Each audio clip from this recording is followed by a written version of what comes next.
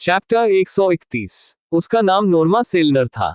46 वर्ष की एक अफ्रीकी अमेरिकी महिला, जिसे अक्सर मैडम सेलनर या श्रीमती सेलनर के नाम से जाना जाता था, हंटर बयूरो ने उसे देश के राष्ट्रपति की तुलना में उच्च स्तर की सुरक्षा की पेशकश की।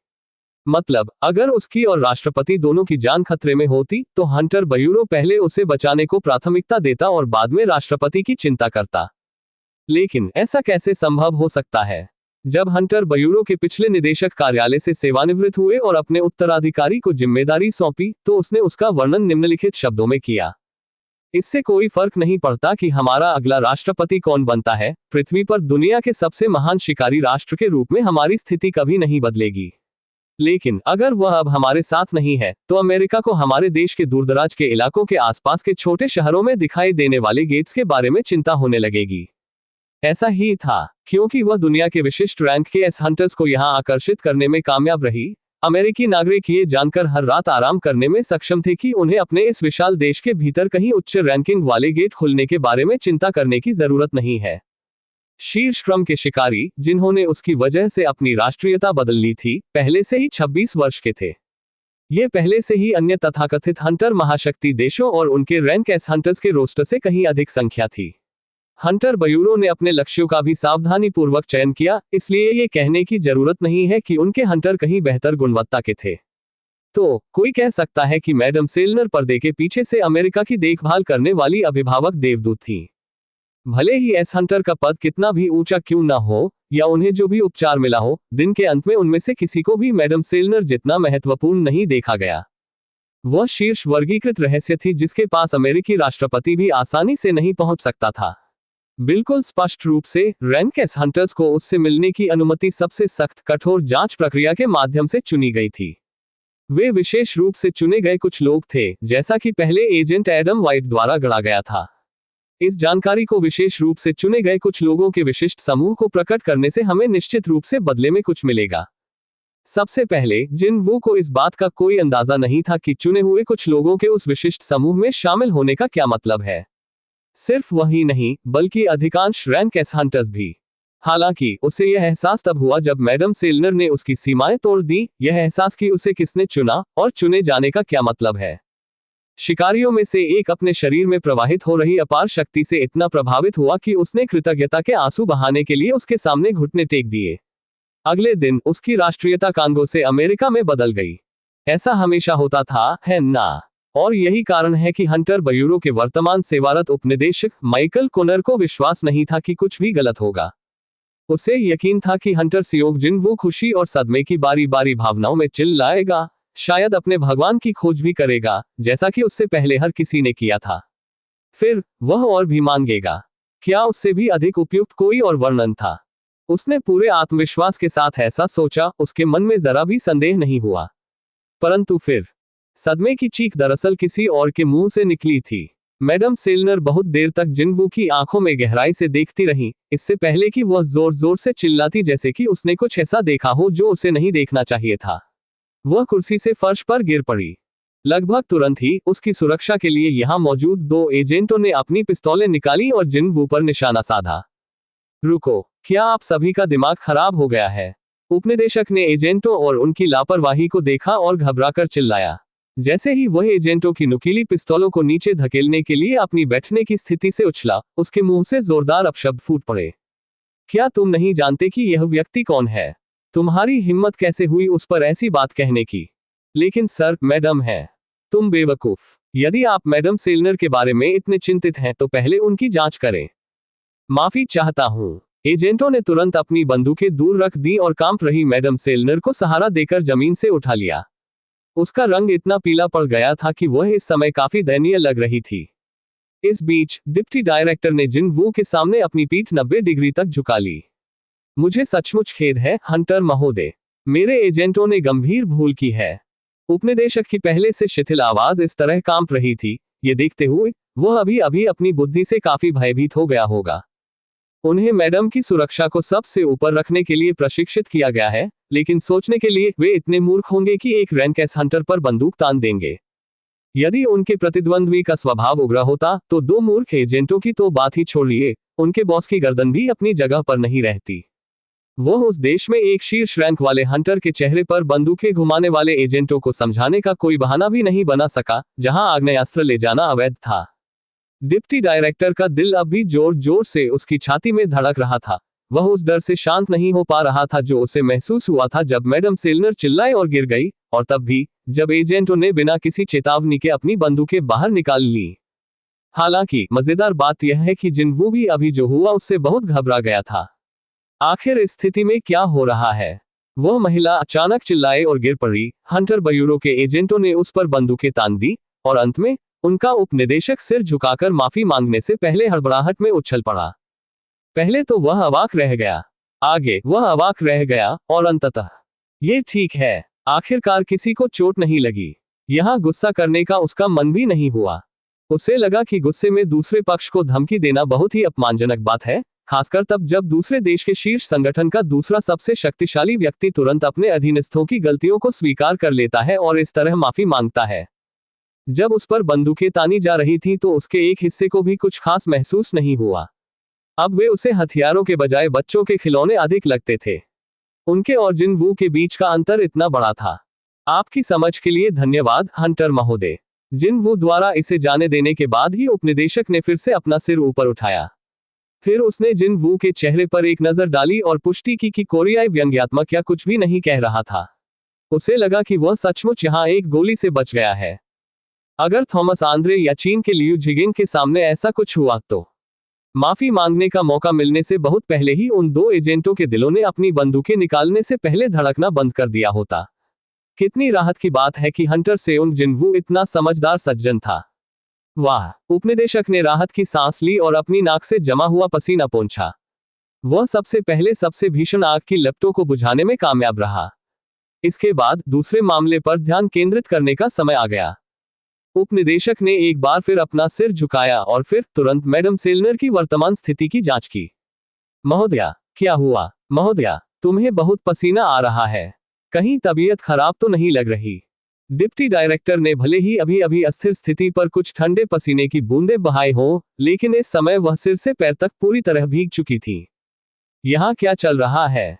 उसकी हालत के बारे में चिंतित होकर जिनवू कुर्सी से उठ गया और सावधानी से उसके पास आया, लेकिन वह उसकी आंखों में देखना नहीं चाहती थी और भी जोर से कांपने लगी। उसकी इस तरह की प्रतिक्रिया देखकर उपनिदेशक केवल अपना निचला होंठ ही चबा सका। उसकी हालत के साथ हम नहीं कर सकते। वह बड़ी मुश्किल से हंटर सेउंग जिनवू को बातचीत की मेज पर लाने में सफल हुए था, लेकिन अब बातचीत का सबसे महत्वपूर्ण हाथ उनके लिए उपलब्ध नहीं था। मैडम अपनी योग्यता का उपयोग करने की किसी भी स्थिति में नहीं थी। उपनिदेशक घूमा और भारी व्यथित भाव रखते हुए जिनवू से बोला, मैडम सेलनर की हालत आज बहुत अच्छी नहीं है। क्या मैं आपको किसी और समय कॉल कर सकता हूं? लगभग उसी समय कोरियाई हंटर एसोसिएशन के अध्यक्ष कार्यालय के अंदर एक महत्वपूर्ण अतिथि प्रतीक्षा कर रहा था। यह कोई और नहीं बल्कि जापानी एसोसिएशन का अध्यक्ष मात्सुमोतो शिगियो था। संबंधित संगठनों के दो अध्यक्ष विपरीत दिशाओं में बैठ गए, उनके दुभाषियों के अलावा कोई भी उनके साथ नहीं था। गो गनहुई ने सबसे पहले अपना मुंह खोला था। मैंने मिस्टर गोटो के साथ जो हुआ उसके बारे में सुना है। ये सचमुच एक अफसोसजनक बात है। उसके चेहरे का रंग ठीक होने से पहले मात्सुमोतो शिगियो के चेहरे पर कुछ देर के लिए कड़वाहट की अभिव्यक्ति उभरी। हालांकि मैं यहाँ अतीत में जो कुछ हुआ उस पर चर्चा करने के लिए नहीं, बल्कि आगे के रास्ते के बारे में बात करने आया हूँ। गो गनहुई ने सिर हिलाया। इन दोनों व्यक्तियों के बीच कुछ मामले थे। नहीं, कोरिया और जापान के देशों के बीच, जिन्हें निपटाने की आवश्यकता थी। सबसे पहले जादुई क्रिस्टलों का विभाजन। मूल योजना 1 साल बाद लूट को बांटने की थी, जब द्वीप पर सभी चींटी राक्षस मर जाएंगे। लेकिन जिनवू ने उससे पहले ही उनमें से हर एक को पूरी तरह से खत्म कर दिया था। जापान ने अपने जासूसी उपग्रह और उसके हाईटेक कैमरे के माध्यम से उसकी पूरी तरह से अविश्वसनीय गतिविधियों का पता लगाया, इसलिए वे भी इस तथ्य से अवगत थे। वह आदमी क्या करने की कोशिश कर रहा है? चींटियां। सेओंग जिनवू के पास की चींटियां एक एक करके गायब हो रही है। उसके द्वारा नियंत्रित सम्मन ने चींटी राक्षसों का शिकार करना शुरू कर दिया है। उसका आह्वान द्वीप के सभी कोनों में फैल रहा है। क्या वह हो सकता है? पुराना मुहावरा कहता है कि अनिश्चितता आदमी को मार डालेगी। पलक झपकते ही जेजू द्वीप से जादुई ऊर्जा के सभी निशान गायब हो गए। एक के एकमात्र अपवाद के साथ, वह था जादुई ऊर्जा का विशाल बंडल, जिसके बारे में संदेह है कि वह हंटर सेओंग जिनवू का है। अतुल्य शारीरिक शक्ति, अप्रत्याशित गति पैटर्न और हर एक राक्षस का शिकार करने की क्रूर कोशिश, भले ही अब इसकी आवश्यकता नहीं है। इस व्यापक दुनिया में उस आदमी की तुलना में जापान में जीवन के लिए अधिक उपयुक्त हंटर कहाँ मिलेगा। उस समय मिशन नियंत्रण कक्ष के माहौल को याद करने के बाद मात्सुमोतो शिगियो मन ही मन मुस्कुराया। इसके बाद उसने कई दस्तावेज गोह गनहुई को भेजे। और ये है। गोह गनहुई ने उन्हें उठाते हुए पूछा। यह आधिकारिक घोषणा है कि जापान जेजू द्वीप से जादुई क्रिस्टल के हमारे हिस्से के अधिकार छोड़ देगा। पूरी तरह से आश्वस्त न होने पर गोह गनहुई ने दस्तावेजों को देखा और अंततः उनकी भौहें धीरे धीरे ऊंची हो गईं। मात्सुमोतो शिगियो सच कह रहा था। लेकिन क्यों? जापानी एसोसिएशन, जिसने स्वयं भारी नुकसान उठाया था, इतने बड़े राजस्व स्रोत को छोड़ने को क्यों तैयार था? उसका उत्तर शीघ्र ही आ गया। बदले में मिस्टर सेओंग जिन वू को हमें सौंप दें। गोह गनहुई खिलखिलाकर बाहर निकले और सोफे के पीछे झुक गए। अफसोस की बात है कि वह कोरियाई हंटर एसोसिएशन से संबद्ध नहीं है। बेशक अगर वह था भी तो गोह गनहुई ने शुरुआत में कभी भी ऐसे हंटर को किसी को सौंपने की योजना नहीं बनाई थी।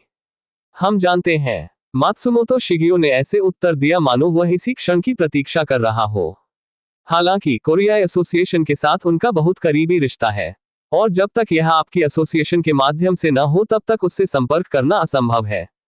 ये वास्तव में दुर्भाग्यपूर्ण था, लेकिन जापानियों को अमेरिकी हंटर ब्यूरो जैसे सूचना नेटवर्क का आनंद नहीं मिला, जिसका मतलब था कि अगर मात्सुमोतो शिगियो जिनवू से संपर्क करना चाहता था तो उसे पहले कोरियाई एसोसिएशन से अनुमति लेनी होगी। मेरा आशय यह नहीं था कि तुम्हें कुछ करने के लिए मजबूर किया जा रहा है। नहीं, बस मुझे उससे बातचीत करने का मौका दीजिए, बस इतना ही। क्या आप इस खगोलीय राशि को केवल उस अवसर के लिए बर्बाद कर रहे हैं? मात्सुमोतो शिगियो ने इसे तुरंत स्वीकार कर लिया। इस घटना के कारण जापान ने अपने शीर्ष 10 हंटर्स खो दिए। वर्तमान स्थिति में जहां जापान को तत्काल शीर्ष क्रम के शिकारियों को आयात करने की आवश्यकता थी, उसकी एसोसिएशन को छापे के पीड़ितों के लिए मुआवजे का भुगतान करने के लिए पर्याप्त नकदी आरक्षित होने का आशीर्वाद मिला था। दरअसल उनके पास इतना पैसा था कि वह इस समय बैंक में लगभग सड़ रहा था। इसलिए यदि मात्सुमोतो को सेओंग जिनवू की क्षमता का एक शिकारी मिल सकता है तो वह अब उन जादुई क्रिस्टलों के बारे में जरा भी संदेह नहीं करेगा। दुर्भाग्य से मैंने मना कर दिया। मात्सुमोतो शिगियो को जो उत्तर मिला वह उसकी अपेक्षा से भिन्न था। तुम्हारा क्या मतलब है, तुम मना करते हो? जापानी व्यक्ति उस उत्तर से दंग रह गया। उसे हंटर सेओंग जिनवू को जापान के पक्ष में लाने का पूरा भरोसा था, लेकिन किसी मामले में उसने गोह गनहुई से कहा कि वह केवल उस युवक के साथ बातचीत करने का अवसर चाहता था। लेकिन सोचने के लिए उनके समकक्ष पहले प्रस्ताव को ना कहेंगे। क्या आप इस तरह का अवसर इसलिए ठुकरा रहे हैं क्योंकि आप हंटर सेओंग जिनवू को जापान के हाथों खोने से डरते हैं? बिल्कुल नहीं। गोह गनहुई ने धीरे से अपना सिर हिलाया। नहीं, मैं शुरू से ही कह रहा हूं कि आप लोगों को हमसे एक भी जादुई क्रिस्टल का दावा करने का कोई अधिकार नहीं है। जापानी दुभाषिया ने गोह गनहुई को छुपे निहितार्थों से भरी घोषणा का वह बम बनाने के बाद तुरंत देखा। सर, क्या मुझे इसे पूरा बताना चाहिए? बिल्कुल, एक भी शब्द न चूके और उनका पूरा अनुवाद करें। दुभाषिया की बात सुनते ही मात्सुमोतो शिगियो का रंग काफी लाल हो गया। राष्ट्रपति गोह गनहुई, अब आप क्या बकवास कर रहे हैं? उसकी आवाज स्वाभाविक रूप से ऊंची हो गई, लेकिन फिर गोह गनहुई के मुंह से जापानी अनायास ही निकल पड़ा।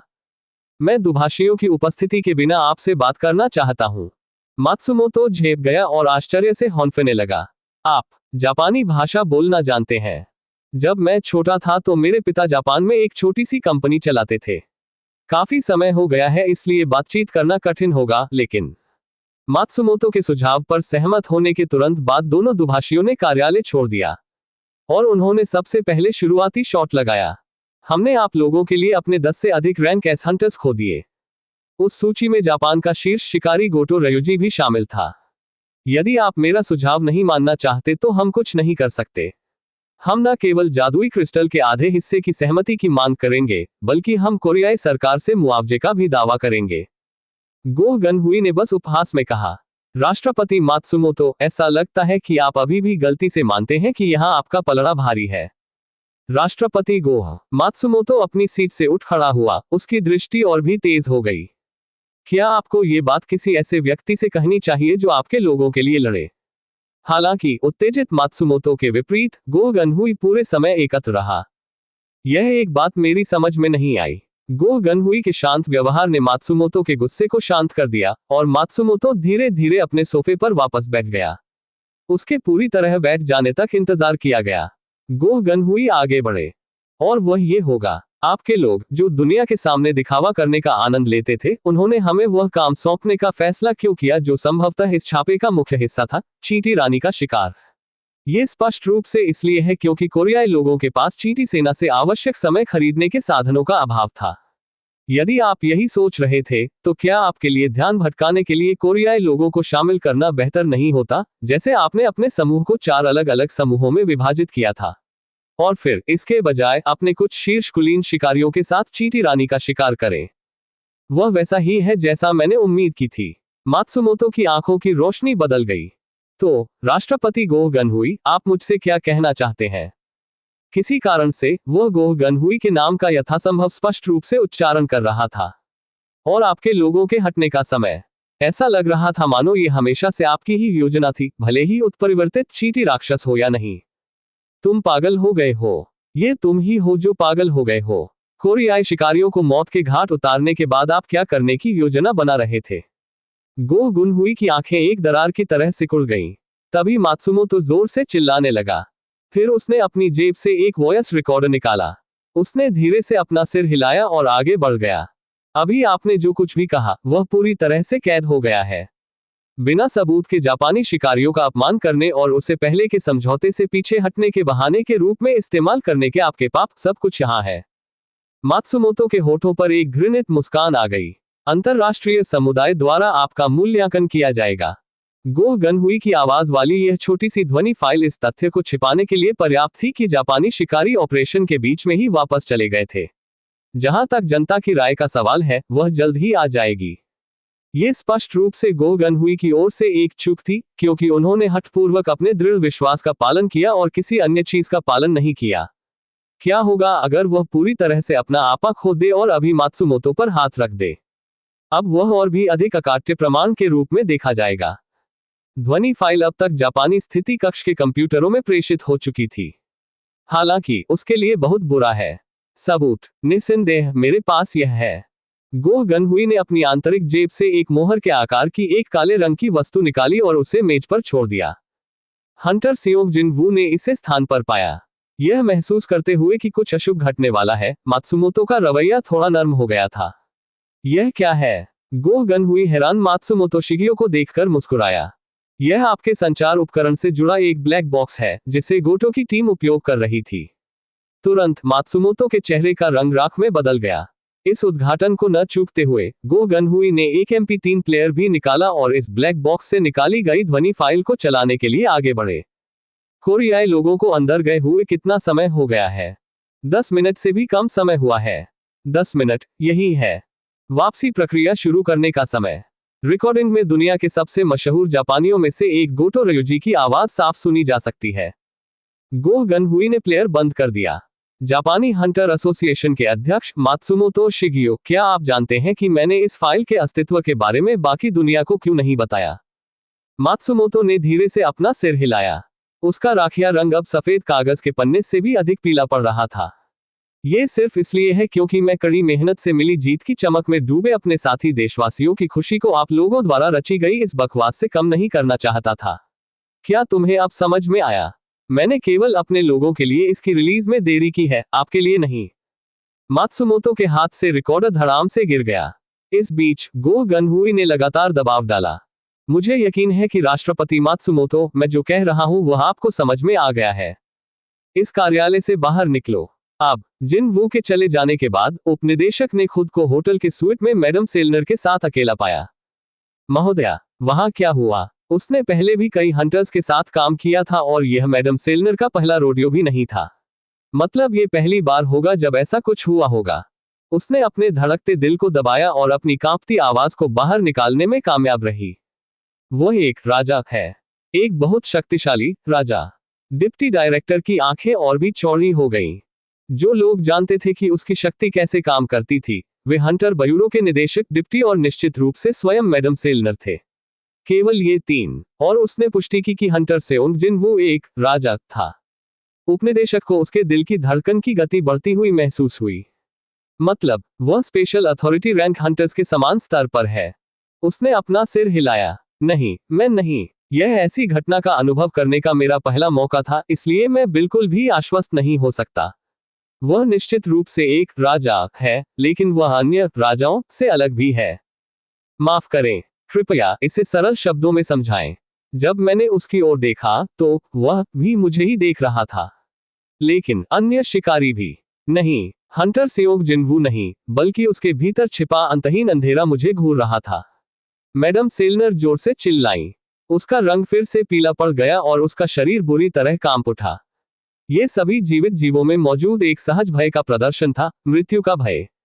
लेकिन फिलहाल यह महत्वपूर्ण नहीं था। नहीं, वास्तव में महत्वपूर्ण बात यह थी कि भले ही उसका पूरा शरीर दहशत में कांपता रहा, फिर भी वह एक और बात याद करने में कामयाब रही।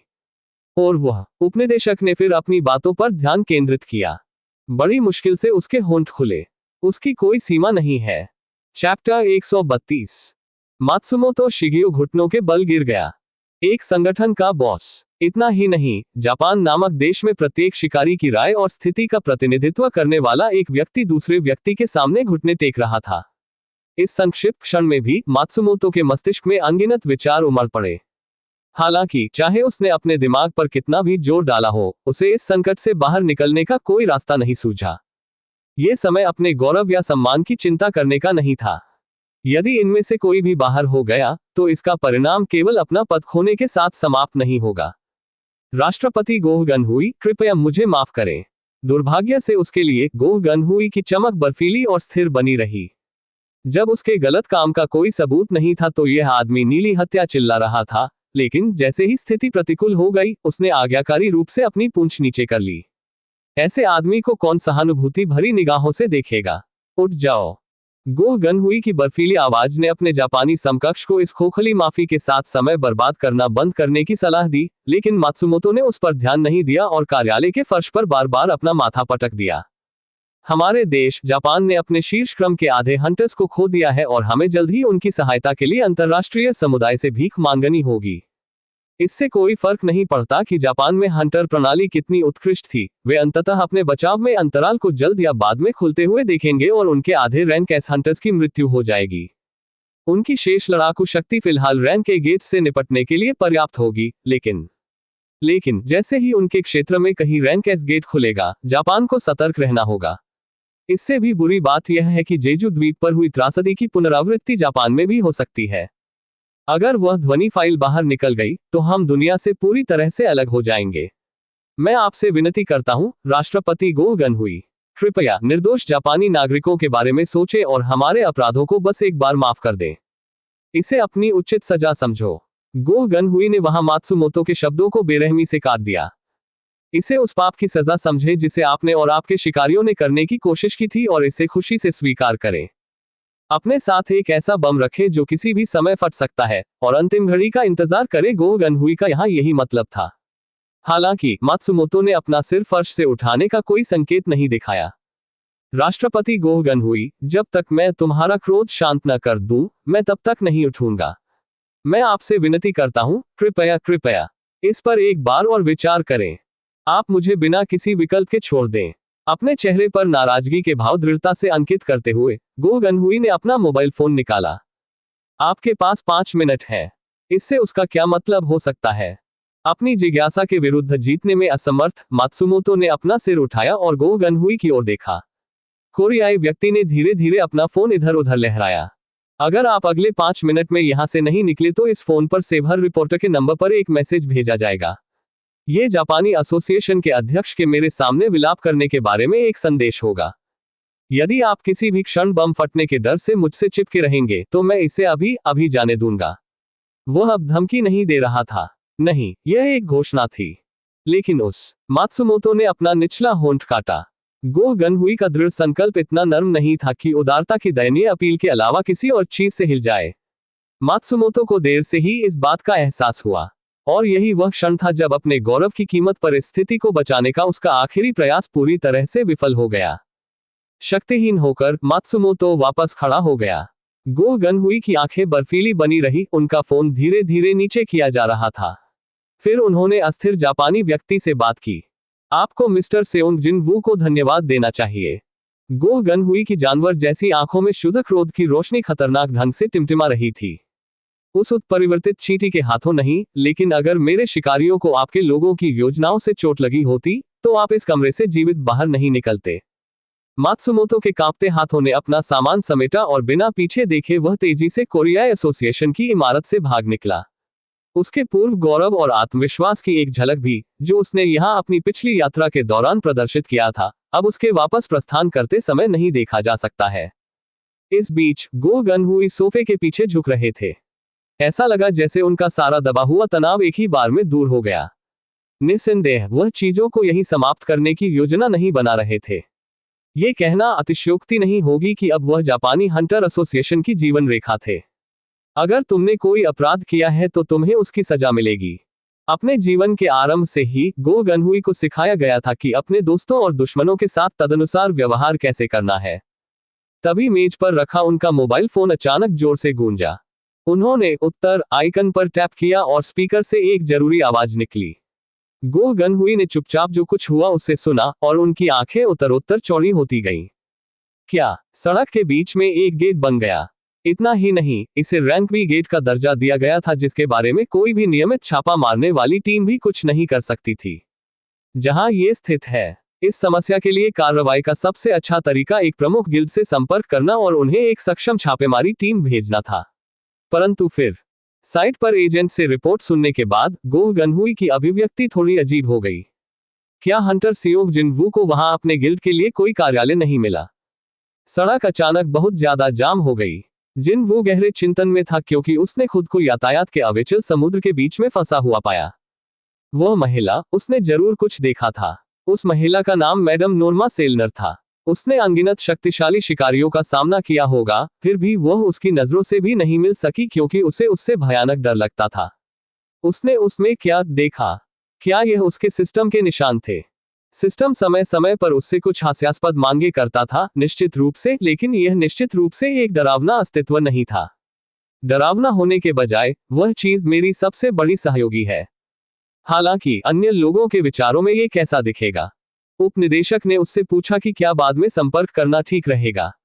हालांकि बात यह थी कि उसके पीछे कुछ शांत हो रही महिला अचानक फिर से चौंक गई और जैसे ही उसने ये सवाल पूछा, वह कांपने लगी। यहां तक कि अगर जिनवू उस महिला को दोबारा देखना भी चाहता, तो वह अपनी इच्छा से उससे बचती। उसके पूरे शरीर ने उसकी अनिच्छा को स्पष्ट रूप से प्रदर्शित किया। जिनवू को तब एक एहसास हुआ, शायद उस पर नारी शक्ति काम नहीं आई। आखिरकार वह सामान्य शिकारियों से बहुत अलग था। ठीक है, मुझे लगता है कि उन लोगों के साथ अपना अधिक समय बर्बाद करने की कोई जरूरत नहीं है। इसीलिए उसने अमेरिकी उपनिदेशक को पहले ही बता दिया था कि इसकी जरूरत नहीं पड़ेगी और चतुराई से उनका निमंत्रण अस्वीकार कर दिया। कम से कम इतना तो कहा ही जा सकता है कि उपनिदेशक की ठिठुरती कठोर अभिव्यक्ति विशेष रूप से यादगार थी। इन सब के अलावा इस ट्रैफिक का क्या हाल है यार? जिनवू ने सड़क पर अपनी भौहें सिकोड़ ली। जहां तक उसकी नजर जा रही थी, आगे सड़क पूरी तरह से भीड़भाड़ में डूबी हुई थी। यही कारण है कि मेट्रो लेना अधिक सुविधाजनक है। जैसे ही वह सोचने लगा कि आगे कोई दुर्घटना हुई है या कुछ और, कार के चार्जर में फंसा उसका फोन काफी शोर से कंपन कर रहा था। जिनवू ने कॉल करने वाले की आईडी चेक की। यह एसोसिएशन का अध्यक्ष है। उन्होंने कुछ घंटे पहले ही एक दूसरे को अंत्येष्टि स्थल पर देखा था, तो उन्हें इतनी जल्दी बुलाने का क्या मतलब था? जिनवू ने उत्तर आइकन पर टैप किया। हंटर महोदय, ये गोह गनहुई बोल रहा है। एसोसिएशन के अध्यक्ष ने सियोल के मध्य में हो रही स्थिति को शांत स्वर में समझाया। माफ करें। सड़क के बीच में एक गेट खुल गया। वह सोचने लगा था कि यह ट्रैफिक जाम इतना ज्यादा है कि इसे सामान्य नहीं किया जा सकता, लेकिन इसके पीछे एक अच्छा कारण था, जैसा कि हुआ। वैन को घुमाने की उम्मीद में जिनवू ने वाहन के चारों ओर स्कैन किया। दुर्भाग्य से उसके चारों ओर बहुत सारी गाड़ियां कसकर भरी हुई थीं और 1 इंच भी आगे बढ़ना संभव नहीं था। उसने असहाय होकर अपना सिर हिलाया और अपनी निगाहें सड़क के सामने की ओर लौटा दी। ये तब था। ट्रैफिक जाम से उठ रही असंतोष की लहर को धोने में सक्षम एक स्वागत योग्य खबर उसके फोन से बाहर निकली। हमारे एजेंटों ने इसका मूल्यांकन रैंक बी गेट के रूप में किया है। क्या आप हमारे लिए इसकी देखभाल करना चाहेंगे, हंटर महोदय? जिनवू ने खुशी की हंसी को दबाने के लिए संघर्ष किया। ये वास्तव में उत्कृष्ट समाचार जगाने में कामयाब रहा। वास्तव में उसे उस चीज से प्रसन्न नहीं होना चाहिए जो इतने सारे नागरिकों को बहुत असुविधाजनक बना रही थी। हाँ। जिन वू ने अपनी आवाज को सीधा किया और सावधानी से पूछा, मेरे पास छापेमारी की अनुमति नहीं है, तो क्या मैं ऐसे ही प्रवेश कर सकता हूं, सर? हंटर महोदय, छापे की अनुमति कौन जारी करता है? यह एसोसिएशन द्वारा जारी किया गया है। और मैं कौन हूं? जिन वू ने फिर से अपनी हंसी दबाई और गंभीरता से उत्तर दिया, आप हंटर एसोसिएशन के अध्यक्ष हैं, इसलिए आप किसी भी बात की चिंता ना करें और कृपया इसका ध्यान रखें। ठीक है, उस मामले में मेरे लिए धन्यवाद। नहीं, मेरा मतलब है, इस अवसर के लिए धन्यवाद। जिन वू ने अपनी मुट्ठी भींच ली। वह वैन से बाहर निकला और गेट से बाहर निकलने वाली जादुई ऊर्जा के निशान के बाद चलना शुरू कर दिया। चारों तरफ से अच्छी तरह से भरी हुई कारों के कारण उसे वैन को कहीं और पार्क करने की भी आवश्यकता नहीं थी। हाँ, हर कोई, आप मेरे पीछे हवा में जो ब्लैक होल देख रहे हैं वह गेट है जो आज शहर में दिखाई दिया है। मेरे सूत्रों के अनुसार इस गेट को बी में स्थान दिया गया है, एक उच्च रैंकिंग वाला गेट जिसके लिए एक बड़े गिल्ड की भागीदारी की आवश्यकता होती है। जब तक वह वहां पहुंचा, रिपोर्टर पहले ही गेट के चारों ओर घेरा बना चुके थे और एसोसिएशन के कर्मचारी, साथ ही स्थानीय पुलिस बल के सदस्य प्रवेश को प्रतिबंधित कर रहे थे। जिन वू ने पत्रकारों की दीवार को पार किया और गेट के पास पहुंचा, लेकिन तभी एसोसिएशन की एक महिला कर्मचारी ने, जो किताब से कुछ अलग व्यवहार करती थी, अचानक उसका रास्ता रोक दिया। कृपया इसे पकड़ो। आपको क्या लगता है कि आप क्या कर रहे हैं? उसने अपनी छाती पर हाथ फेरा और जोर से बोली, आप इस तरह यहां जबरन नहीं आ सकते। बहुत बुरा, चाहे उसने अपने छोटे हाथों से कितना भी जोर लगाया हो, जिन वू ने मौके से हिलने का कोई संकेत नहीं दिखाया। तभी उसे देर से एहसास हुआ कि उसके सामने खड़ा आदमी एक हंटर था और एक बहुत ही उच्च श्रेणी का हंटर था। क्या आप एक शिकारी हैं? जिन वू ने अपना लाइसेंस निकाला और उसे दिखाया। स्वाभाविक रूप से उसकी आंखें बहुत बड़ी हो गईं। रैंक एस सेओंग जिन वू, क्या वह वही व्यक्ति नहीं था जिसने जेजू द्वीप पर उन सभी चींटी राक्षसों को मार डाला था? अंततः जिन वू की पहचान जानने के बाद एसोसिएशन की महिला कर्मचारी ने दोबारा देखने के लिए अपना सिर उठाया। जिन वू टीवी पर दिखाई देने के समय से बहुत अलग दिखता था, इसलिए भले ही वह एसोसिएशन की कर्मचारी थी, फिर भी वह रैंक एस हंटर को पहचानने में असफल रही। हालांकि यहां एकत्रित विशाल भीड़ में पारखी आंखों वाले लोगों का होना भी स्वाभाविक था। ये सियोंग जिन वू है। मुझे लगता है कि सियोंग जिन वू व्यक्तिगत रूप से गेट से निपटने के लिए यहां आया है। यहां फंसे रहने से तंग आ चुके लोग जिन वू को पहचानने लगे और उनके चेहरे पर काफी निखार आ गया। उनमें से कुछ लोग, जिनके पास नियुक्ति थी, खुशी से रोने भी लगे। हालांकि महिला कर्मचारी ने नागरिकों की प्रतिक्रियाओं को पूरी तरह से नजरअंदाज कर दिया और पीछे हटने का कोई संकेत नहीं दिखाया। वह उससे पूछने से पहले थोड़ा झिझकी, क्या तुम्हें यहाँ कौन लाया है? उसका मतलब क्या था, उसे यहाँ क्या लाया है? एक शिकारी द्वारा गेट के सामने खड़े होने का केवल एक ही कारण होगा। जिन वू को लगा कि समझाने की कोई जरूरत नहीं है, इसलिए उसने बस उसके कंधों से परे गेट की ओर इशारा किया। उसने 1 या 2 सेकंड के लिए अपने पीछे देखा और फिर शुद्ध दृढ़ संकल्प की अभिव्यक्ति बनाई। कई शिकारियों ने स्थापित नियमों और विनियमों की अवहेलना करते हुए अपने कौशल पर बहुत अधिक विश्वास करने के बाद अपनी जान गंवा दी। रैंक एस हंटर के साथ भी यही कहानी होनी चाहिए, है ना? एसोसिएशन का अस्तित्व ऐसी दुर्घटनाओं को रोकने के लिए था। यह तथ्य उसके दिमाग में बार बार घर कर गया था। शिकारी और उनकी सुरक्षा एसोसिएशन की सर्वोच्च प्राथमिकता थी।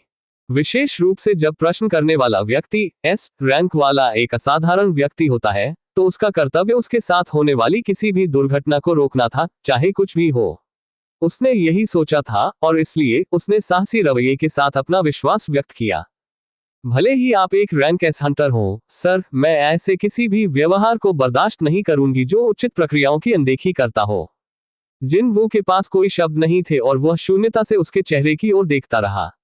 उसे बिल्कुल भी उम्मीद नहीं थी कि वह इस तरह सामने आएगी। उसने सोचा कि वह एक रैंक एस हंटर को मनाने में सफल हो गई है और अपने अगले प्रश्न के साथ आगे बढ़ी।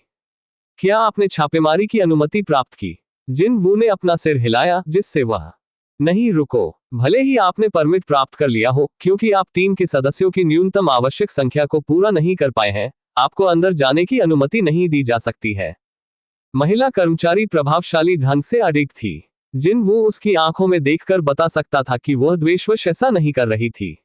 नहीं, वह मानवीय रूप से यथासंभव नियम पुस्तिका के करीब रहने वाली महिला प्रतीत होती थी। जिन वू ने अपने सिर के पिछले हिस्से को खुजलाया। खैर, फिर इसमें कोई मदद नहीं है। एक सेकंड के लिए रुकें। जिन वू ने तुरंत किसी को फोन करके बुलाया। दूसरी ओर से कॉल कनेक्ट होने के बाद उसने फोन उसकी ओर बढ़ा दिया। जब महिला कर्मचारी ने हैरान होकर उसकी ओर देखा तो जिन वू ने स्पष्ट आवाज में उससे बात की। कृपया इसे लें, कॉल वास्तव में आपके लिए है। उससे पूछते समय उसने अपनी हैरानी भरी अभिव्यक्ति बरकरार रखी। फोन पर कौन है? किसी और को भी आप शायद बर्दाश्त न कर सकें। उसने अनजाने में उससे फोन ले लिया, लेकिन जब उसने स्क्रीन पर कॉल रिसीवर का नाम देखा तो उसकी भौहें ऊंची हो गईं। गोह गोह गन हुई। यदि लाइन पर मौजूद व्यक्ति सचमुच हेलो, महिला कर्मचारी की घबराई हुई आवाज का स्वागत फोन के स्पीकर से एक गहरी, भारी आवाज ने किया। मैं एसोसिएशन अध्यक्ष बोल रहा हूं। निश्चित रूप से ये वही था। बार बार अपना सिर हिलाने से पहले महिला कर्मचारी की आंखें कांपने लगी। हाँ, आप जैसा कहेंगे मैं वैसा ही करूंगी सर। उसने चेहरे पर उदासी भरे भाव के साथ फोन वापस कर दिया। जब जिन वो उसके पास से गुजरा तो उसने धीमे स्वर में उससे फुसफुसाया, धन्यवाद मेरे बारे में चिंता करने के लिए। आप जानते थे। जिन वो जल्दी से गेट में गायब हो गया। अब उसकी हरकतों से बुरी तरह परेशान होकर महिला कर्मचारी असंतोष से कांप उठी।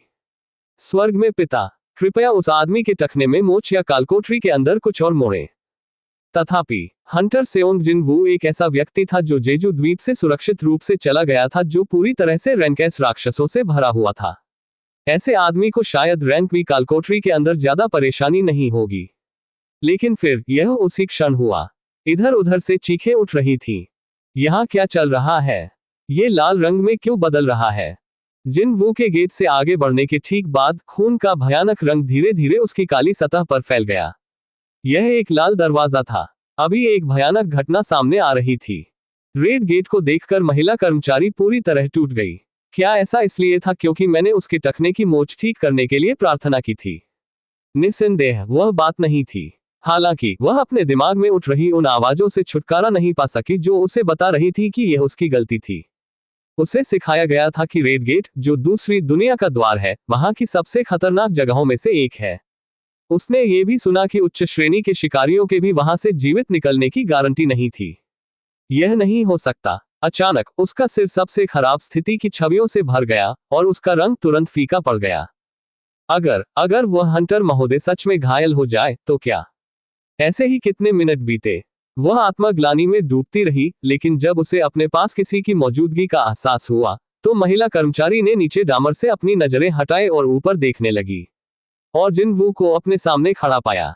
वह इस तरह बुरी तरह डर गई मानो उसने अभी अभी कोई असली भूत देखा हो। जिन वू ने बस उसके रास्ते में एक मुस्कुराहट फेंकी और ठीक उसके पास से चल दिया। इस महिला कर्मचारी का चेहरा पहले की तुलना में गहरे लाल रंग में था जब वह एसोसिएशन अध्यक्ष से बात कर रही थी। इस बीच जिन वू ने इधर उधर कुछ खोजा और आखिरकार आलू की बोरियों से भरे एक ट्रक के ड्राइवर के पास पहुंच गया। क्षमा करें बुजुर्ग, क्या मैं आपसे एक बोरी खरीद सकता हूं? क्षमा करें, आप कुछ आलू खरीदना चाहते हैं? जिन वू ने अपना सिर हिलाया। नहीं, बस बोरी। अस्थायी रूप से नामित सोलो प्ले गिल्ड के उप मास्टर, साथ ही इसके मुख्य भर्ती अधिकारी, इसके एकमात्र वकील और यहां तक कि इसके अकाउंटेंट यू जिन्हो ने जब जिन वू को कार्यालय में प्रवेश करते देखा तो वे उज्ज्वल रूप से मुस्कुराया। तुम वापस आ गए बड़े भाई। मेरे जाने के बाद भी कुछ नहीं हुआ है ना? हाँ बड़े भाई, हालांकि एक आवेदक संस्थापक सदस्य बनना चाहता है। ठीक है, मुझे सूची दिखाओ। मुझे भी इससे गुजरने दो। ये देखकर कि यू जिन्हो उस पर उसी चीज का दबाव डाल रहा था जिसके बारे में वे सुबह बात कर रहे थे, बच्चा जल्द से जल्द गिल्ड स्थापित करने के लिए बेताब रहा होगा। शुक्र है, जिन वो भी यही सोच रहा था।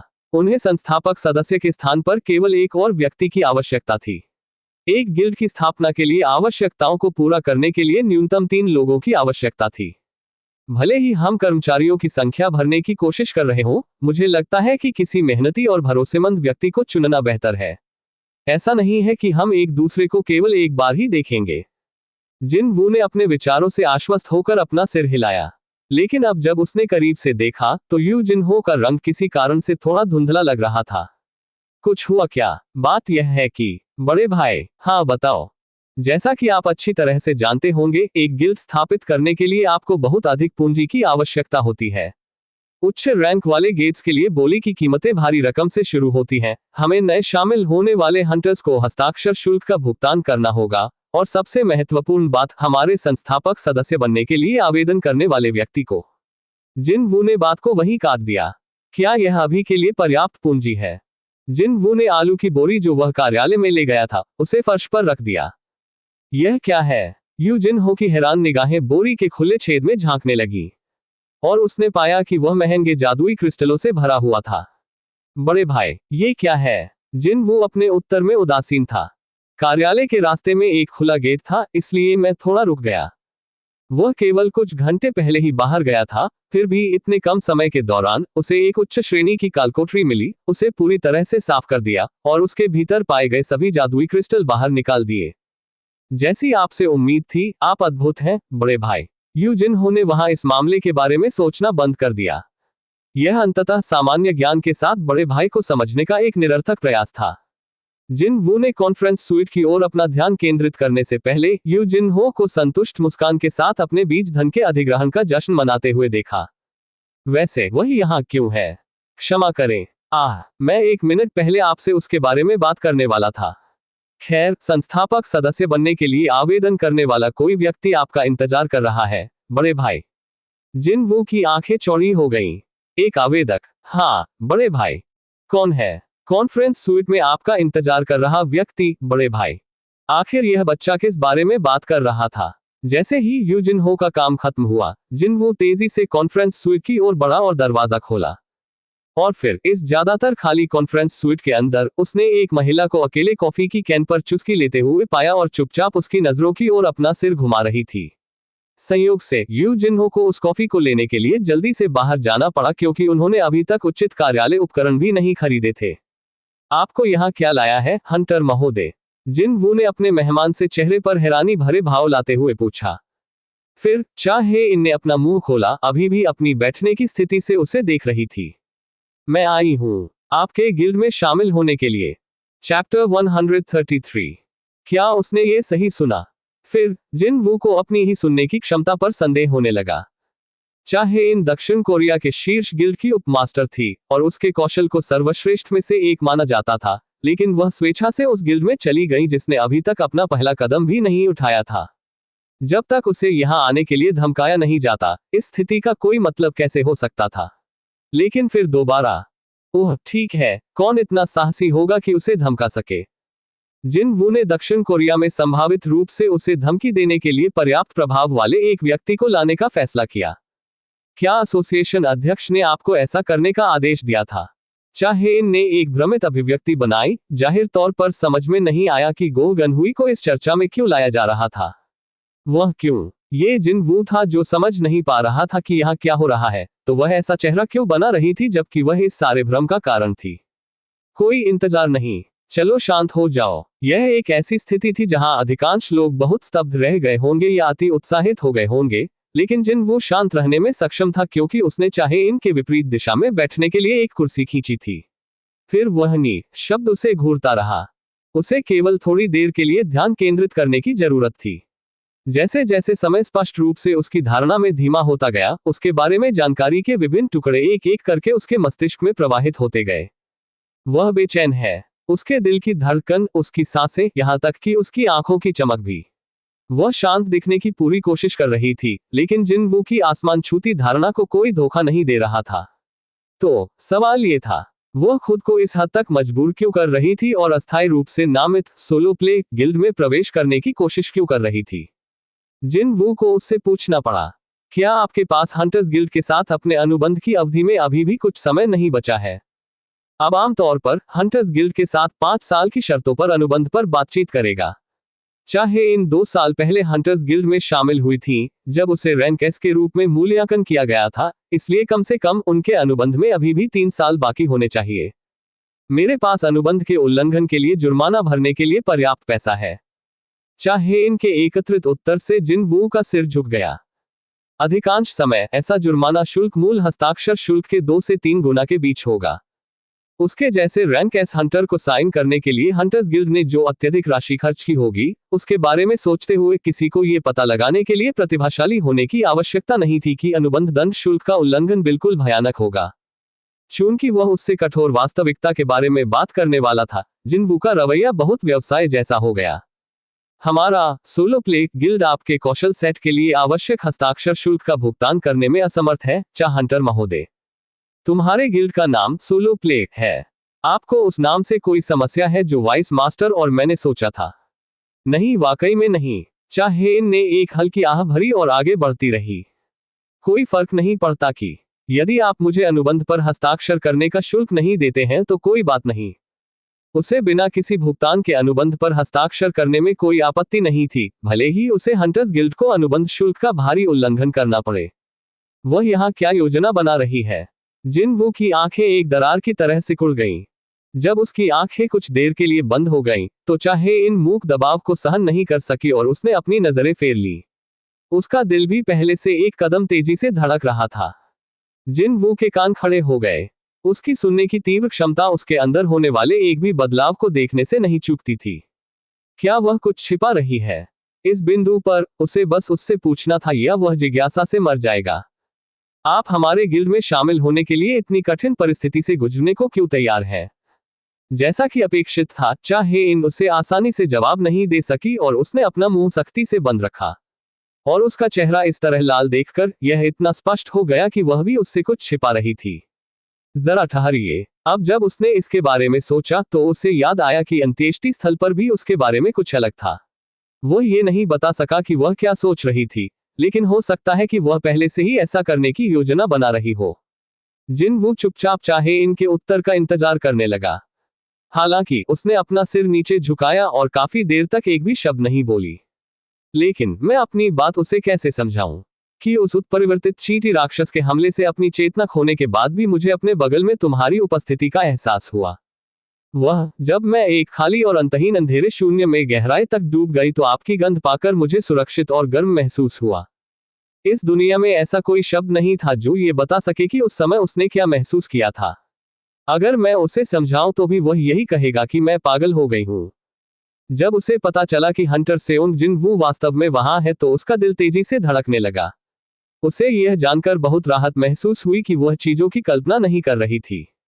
और भी क्या हो अगर उसे पता चला कि वह चाहती थी कि मौत की ठंडी लहर से बचने में असमर्थ होने की सबसे खराब स्थिति में जिन वू उसके साथ रहे। सोचने के लिए यह ऐसा होगा जैसे कृपया मेरे अंतिम क्षणों तक मेरे साथ रहें। वह ऐसा कहने का प्रयास भी कैसे कर सकती थी जब इसके बारे में सोचने मात्र से ही वह अनियंत्रित रूप से शर्मा गई। चाहे इनके लिए यह एक असंभव कार्य था जो एक सामान्य लड़की की संवेदनाओं के बारे में कुछ भी नहीं जानती थी। यही कारण है कि उसने अंततः वह उत्तर बोल दिया जो उसने यहां आने से पहले तैयारी कर ली थी। अधिक आरामदायक होने के लिए उसने जिन वू की नजरें मिलाने के लिए अपना सिर उठाया और बाकी बातें जारी रखी। मैं अधिक आराम से रहना चाहती हूँ। हालांकि यह बिल्कुल वैसा नहीं था जैसा उसने कहने की कोशिश की थी, लेकिन ये पूरी तरह झूठ भी नहीं था। जब उच्च श्रेणी के शिकारी उसके बगल में खड़े थे तो वह उस भयानक दुर्गंध के कारण ठीक से अपना सिर भी नहीं उठा पा रही थी। लेकिन इसके विपरीत उसने महसूस किया कि उसका मन जिन वू की उपस्थिति में शांत हो रहा है। चाहे इनके आरामदायक का अर्थ बिल्कुल यही था। जिन वू ने उस तरह से अर्थ की व्याख्या नहीं की, लेकिन फिर भी वह समझ सकता था कि वह कहां से आ रही थी। उसने उसके उत्तर से धीरे से अपना सिर हिलाया। वह जाहिर तौर पर हंटर्स जैसे बड़े गिल्ड को छोड़ना चाहती थी और उसके जैसे बहुत छोटे गिल्ड में अधिक आरामदायक समय बिताना चाहती थी। जिन वू की जानकारी के अनुसार चाहे इन या तो 22 या 23 साल की थी। मुझे यकीन है कि रैंकेस को जो बोझ उठाना चाहिए वह 20 साल की शुरुआती महिला के लिए बहुत भारी होगा, खासकर तब जब उसे जेजू द्वीप पर हमले के दौरान मौत का खतरा महसूस हुआ। जिन वो उसकी भावनाओं को आसानी से समझ सकता था, क्योंकि जब वह अभी भी एसोसिएशन के लिए काम करता था तो उसे भी अनगिनत बार सब कुछ त्यागने और इससे दूर भागने का मन करता था। दुर्भाग्य से उसके लिए, हालांकि उसकी दुर्दशा दयनीय है, लेकिन वह उसे इस तरह स्वीकार नहीं कर सका। उन्होंने गिल्ड का नाम सोलो प्ले क्यों रखा होगा? ऐसा इसलिए था क्योंकि उसने अपने गिल्ड के नाम का उपयोग करके कालकोठरियों को बुक करने और उन सभी को स्वयं साफ करने की योजना बनाई थी। यदि टीम के सदस्यों की न्यूनतम संख्या एक बाधा साबित होती है तो वह हेडकाउंट भरने के लिए बस स्टैंपों को काम पर रखेगा, ठीक उसी तरह जैसे पहले हुआ था जब उसने यूजिन हो के साथ उन रैंक सी गेट्स को मंजूरी दे दी थी। ऊंचे स्तर तक पहुंचने की उसकी खोज में ये सबसे बुद्धिमानी भरा काम था। हालांकि अगर चाहे इन तस्वीर में प्रवेश करती है तो चीजें कई मायनों में जटिल हो जाएंगी। भले ही वे उसके अनुबंध पर हस्ताक्षर शुल्क के बारे में भूल जाएं, फिर भी क्या उसे अपनी दैनिक आवश्यकताओं के लिए पैसे की आवश्यकता नहीं होगी। भारी वेतन वाले एक रैंक एस हंटर को काम पर रखकर किसी ऐसे व्यक्ति की जिसकी उसे पहले जरूरत भी नहीं थी और वह काम पर रखने की योजना भी नहीं बना रहा था, वह राष्ट्रीय स्तर पर बड़े पैमाने पर बर्बादी कर रहा होगा। तथापि अगर मैं एक रैंक एस हंटर को अस्वीकार करता हूं जो अनुबंध पर हस्ताक्षर शुल्क माफ करने और उचित कारण के बिना मेरे गिल्ड में शामिल होने को तैयार है, तो ये काफी संदिग्ध लगेगा। यही कारण है कि जिन वू तुरंत एक योजना लेकर आया। दरअसल हमारे गिल्ड में एक प्रवेश परीक्षा है जिससे आपको गुजरना होगा। क्षमा करें, लेकिन नौकरी की पोस्टिंग में कुछ भी निर्दिष्ट नहीं किया गया। जिन वू ने तुरंत चाहे इनके घबराए हुए शब्दों को काट दिया। ये नियम काफी नया है, इसलिए संभव है कि वाइस मास्टर ने एक छोटी सी त्रुटि की हो। एक परीक्षण का जिक्र होते ही चाहे इनकी आंखों की चमक काफी गंभीर हो गई। ये कैसी परीक्षा है? जिन वू को उसकी प्रतिक्रिया से अंदर ही अंदर आश्चर्य हुआ। ये लड़की, वो सचमुच गंभीर थी। उसके पेशेवर गौरव के कारण उसे उम्मीद थी कि परीक्षा देने के बारे में कहे जाने के बाद वह नौकरी छोड़ देगी। हालांकि चाहे इनने ठीक इसके विपरीत कार्य किया। नहीं, वास्तव में वह जीतने की इच्छा से और भी अधिक जल रही थी। वह उसके उस अभिव्यक्तिहीन मुखौटे के पीछे छिपे उसके उत्साह को समझ सकता था। क्या वह अपने सामने आने वाली किसी भी लड़ाई का डटकर सामना करने में सक्षम है? या क्या ये गलत गर्व का मामला था? जो भी मामला रहा हो, जिन वू अब पीछे नहीं हट सकता था, जबकि यह सब एक गलतफहमी थी। यह मेरे द्वारा चुने गए बुलाए गए प्राणी के खिलाफ जीतना है। उसने कसम खाई कि उसने उसके अहंकार पर दरार पड़ने की भौतिक ध्वनि सुनी है। सियोंग जिन वू हंटर महोदय, क्या मेरे बारे में आपका मूल्यांकन कितना कम है? ये कैसी रहस्यमयी बात थी। उसने केवल थोड़ी देर के लिए उसकी आंखों में देखा, फिर भी ऐसा लगा जैसे उसकी आवाज उसके सिर के अंदर इतनी स्पष्ट रूप से सुनी जा सकती है। हालांकि चाहे इनने अपने किसी भी विचार को प्रदर्शित नहीं किया और अपने सामान्य एकत्रित तरीके से पूछा, आप कौन सा संबंध चुनेंगे? तुम्हारे लिए चाह हंटर महोदय, मुझे विशेष रूप से सबसे मजबूत को चुनना होगा। ठीक है, वह यहाँ पीछे नहीं हट रही थी। सबसे अधिक संभावना है उसने अपनी बेतहाशा कल्पना में भी यह सपना नहीं देखा होगा कि जिन वू के बुलाए गए प्राणियों में नवीनतम जोड़ कौन बन गया है। नहीं, उसका शैडो आर्मी संग्रह। जिन वू ने सोचा कि चूंकि उसकी जीतने की इच्छा इतनी प्रबल थी, इसलिए हार का स्वाद चखने के बाद वह खुद ही हार मान लेगी। वह तुरंत मुकाबले के लिए तैयार हो गए। ठीक है, चलो करते हैं। परीक्षा कब होगी? अभी। जिन वू जल्द से जल्द अपना गिल्ड स्थापित करना चाहता था, इसलिए वह चाहे इन पर और अधिक समय बर्बाद नहीं करना चाहता था। चूंकि वह इस विचार के साथ आए थे, हो सकता है कि अब भी ऐसा करें। यह स्थान हंटर एसोसिएशन का व्यायामशाला होगा। एक रैंक एस हंटर जब चाहे व्यायामशाला को किराए पर दे सकता था। यह एस हंटर्स को रैंक देने के लिए दिए गए कई विशेषाधिकारों में से एक था। समझ गई, चाहे इन ने सिर हिलाया। वह भी यथाशीघ्र चीजों को आगे बढ़ाना चाहती थी। वे दोनों एक ही समय पर खड़े हो गए जैसे कि उन्होंने ऐसा करने का वादा किया हो। तभी उसके मस्तिष्क में एक विशेष विचार कौंध गया। जैसे ही वह दरवाजे का हैंडल घुमाने वाली थी, जिन्बू ने तुरंत चाहे इनको बुलाया। चाह हंटर महोदय, कृपया प्रतीक्षा करें।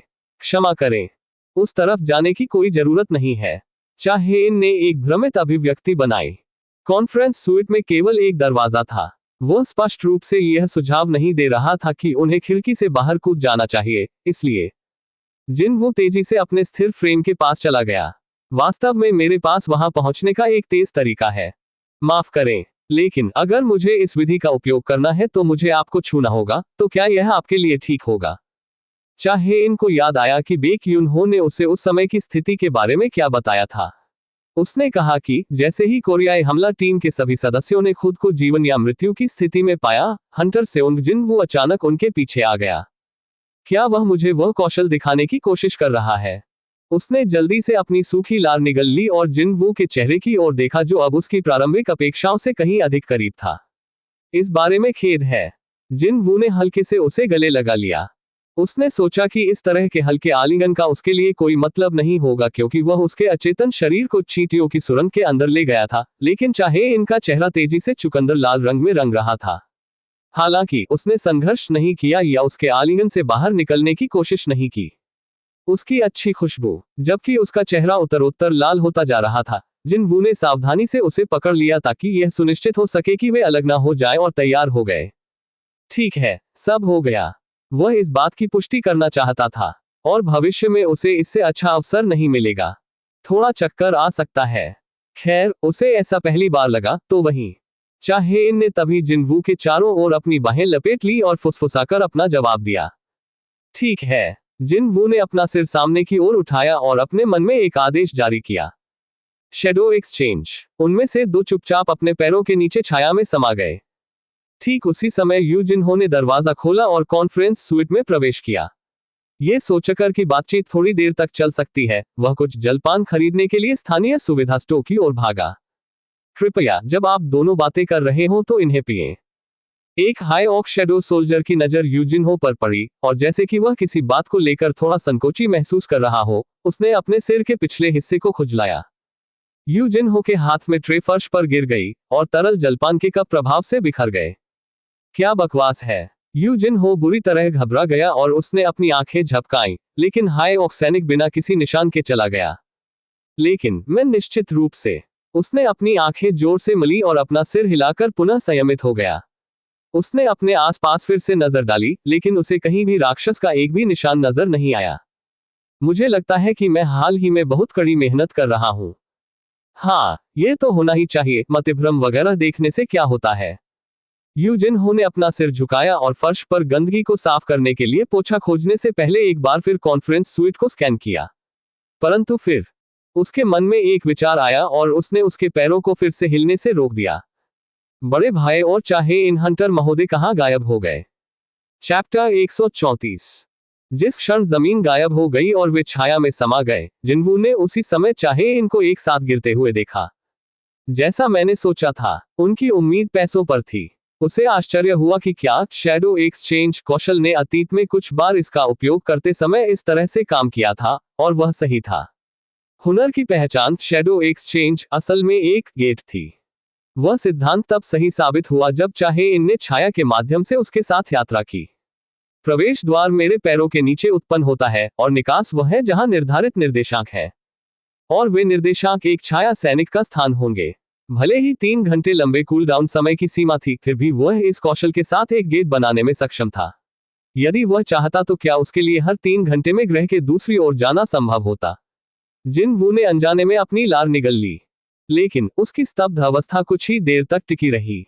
स्याह अंधेरे से ढका उसका दृश्य लगभग तुरंत सामान्य हो गया, और उन दोनों ने खुद को एसोसिएशन के व्यायामशाला के अंदर पाया। पिछली बार जब वह यहां आया था, तो जिनवू अपने पीछे एक छाया छोड़ गया था, ताकि उसे एसोसिएशन में जाने की तत्काल आवश्यकता महसूस हो। ओवरहेड प्रकाश व्यवस्था ने उनमें से जादुई ऊर्जा को महसूस किया और एक एक करके बल्ब जलने लगे, जिससे व्यायामशाला का आंतरिक भाग उज्ज्वल रूप से रोशन हो गया। चाहे-इन ने अपनी बंद पलकों से चमक महसूस करने के बाद अपनी आंखें खोली। आखिर कैसे? जब वह अपना आश्चर्य छुपाने में असफल रही तो उसकी भौहें तन गईं। वे पहले से ही एक परिचित जगह पर थे। उसे केवल 1 सेकंड गुजरने का एहसास हुआ, फिर भी जब उसने आंखें खोली तो परिवेश बिल्कुल अलग था। ये संभव ही कैसे है? उसने दुनिया में ऐसे किसी कौशल के बारे में कभी नहीं सुना था। चाहे-इन ने जिनवू की ओर अपनी निगाहें फिराने से पहले अत्यंत आश्चर्य से इधर उधर देखा। उसके पास बहुत सी बातें थी जो वह पूछना चाहती थी, लेकिन अंत में वह उनमें से किसी को भी बोलने के लिए अपने होंठ नहीं खोल सकी। इसका पहला कारण यह था कि वह ये भी नहीं जानती थी कि अपने प्रश्न कहां से शुरू करे, और दूसरा, सभ्य बातचीत के स्थान के लिए उनकी दूरी बहुत अधिक थी। यह अब सुरक्षित है, इसलिए जिनवू ने हल्के से उसकी कलाई पकड़ ली और उसकी बाहें उसकी कमर के चारों ओर लपेट दी। तुम्हें अब मुझे पकड़ने की जरूरत नहीं है। चाहे-इन ने हल्के से अपनी कलाई को रगड़ा जिसे उसने पकड़ लिया था और बिना शब्द कहे अपना सिर हिलाया। ठीक है, आए शुरू करें। जिनवू उस कोने से बाहर चला गया जिसमें हाई ऑक शैडो सोल्जर शायद छिपा हुआ था, और व्यायामशाला के केंद्र की ओर बढ़ गया। ठीक है, वह भी उसके पीछे पीछे चली। तभी उसे याद आया कि वह अपनी तलवार वापस अपनी कार में ही छोड़ आई है। हालांकि हथियार उसके व्यापार के लिए एक अनिवार्य उपकरण था, फिर भी किसी और के कार्यालय में पूरी तरह से हथियारों से लैस होकर जाना काफी असभ्य होगा, क्या ऐसा नहीं होगा? चाहे-इन ने तुरंत उससे बात की। मैंने अपना हथियार वापस अपनी कार में छोड़ दिया। ओह, आपका मतलब कुदाल से है। माफ करें, तुम्हें पता है, जिसे तुम हाई ऑक्स के साथ रैन के कालकोठरी में ले जा रही थी। जैसे ही उसे एक छोटी सी बात याद आई जिसे वह भूलना चाहती थी, उसका चेहरा लाल हो गया। नहीं, मेरा हथियार है। फिर उसने जिन वू को अपने आप में हंसते हुए देखा और देर से एहसास हुआ कि वह अभी उसे चिढ़ा रहा था। चाहे इनका लाल रंग देखकर जिन वू ने अपना हाथ लहराया। मैं तो बस तुमसे मजाक कर रहा था। हालांकि मजाक करना बंद करने का समय आ गया है। वास्तव में मुश्किल। मुझे क्या करना चाहिए? भले ही वह चाहे इन हो, वह उस सैनिक के खिलाफ लड़ने में सक्षम नहीं होगी जिसे वह बाहर बुलाने की योजना बना रहा था। बेशक वह चाहता था कि उसका सिपाही जीत जाए, लेकिन इसका मतलब यह नहीं था कि वह उसे आहत होते देखना भी चाहता था। ये ठीक हो जाएगा। चाहे इन ने अपनी नजर व्यायामशाला के भीतर स्थित भंडारण की ओर घुमाई। मुझे यकीन है कि भंडारण में एक हथियार होगा जिसे मैं उधार ले सकती हूँ। कुछ नया सीखने के बाद जिन वू की आंखों में एक रोशनी चमक उठी। वह भंडारण तक चली गई और दरवाजे के किनारे लगे इलेक्ट्रॉनिक लॉक पर अपने हंटर लाइसेंस को तिरछे स्वाइप किया। इससे भंडारण का दरवाजा स्वचालित रूप से खुल गया। भंडारण के अंदर बहुत जर्जर न दिखने वाले अतिरिक्त हथियारों की कतारें प्रदर्शित की गईं। कुछ दूर से अंदर की ओर देखते हुए जिनवू हंटर एसोसिएशन की तैयारियों से आंतरिक रूप से प्रभावित हुआ। तो एसोसिएशन के अंदर भी इस तरह की चीजें थीं। उसे आश्चर्य हुआ कि शिकारियों को इतने वर्षों में जो भारी कर चुकाना पड़ा वह सब कहाँ गया, लेकिन ऐसा लग रहा था कि उनका सदुपयोग किया जा रहा था। चाहे इन ने उस तलवार के समान लंबाई वाली तलवार लेने से पहले प्रदर्शित वस्तुओं को स्कैन किया जिसका वह उपयोग कर रही थी और भंडारण से बाहर निकल गई। मैं तैयार हूँ। क्या ये ठीक रहेगा? ये वह तलवार नहीं है जिसका उपयोग आप पहले करती रही हैं, तो क्या यह आपके हाथों में महसूस नहीं होगी? चाहे इन ने अपना सिर हिलाया। ये वास्तव में मायने नहीं रखता कि यह कौन सा हथियार है। राक्षसों को इस बात की परवाह नहीं है कि आखिरकार जब शिकारी हमसे लड़ रहे हैं तो वे कौन से हथियार चला रहे हैं। वे कुछ बुद्धिमान शब्द थे। जिन वू की भी उसके जैसी ही राय थी, इसलिए उसने वहां उससे कोई बहस नहीं की। कम से कम उसे उसका सीधापन काफी पसंद आया। तो अगला कदम मेरे सैनिक को बुलाना है ना? मानो ये साबित करने के लिए कि वह तैयार होने के बारे में मजाक नहीं कर रही थी, उससे एक तेज केंद्रित आभा निकल रही थी। उसके जैसे किसी के खिलाफ किसी भी पुराने नियमित सैनिक को कुछ ही समय में छोटे टुकड़ों में काट दिया जाएगा।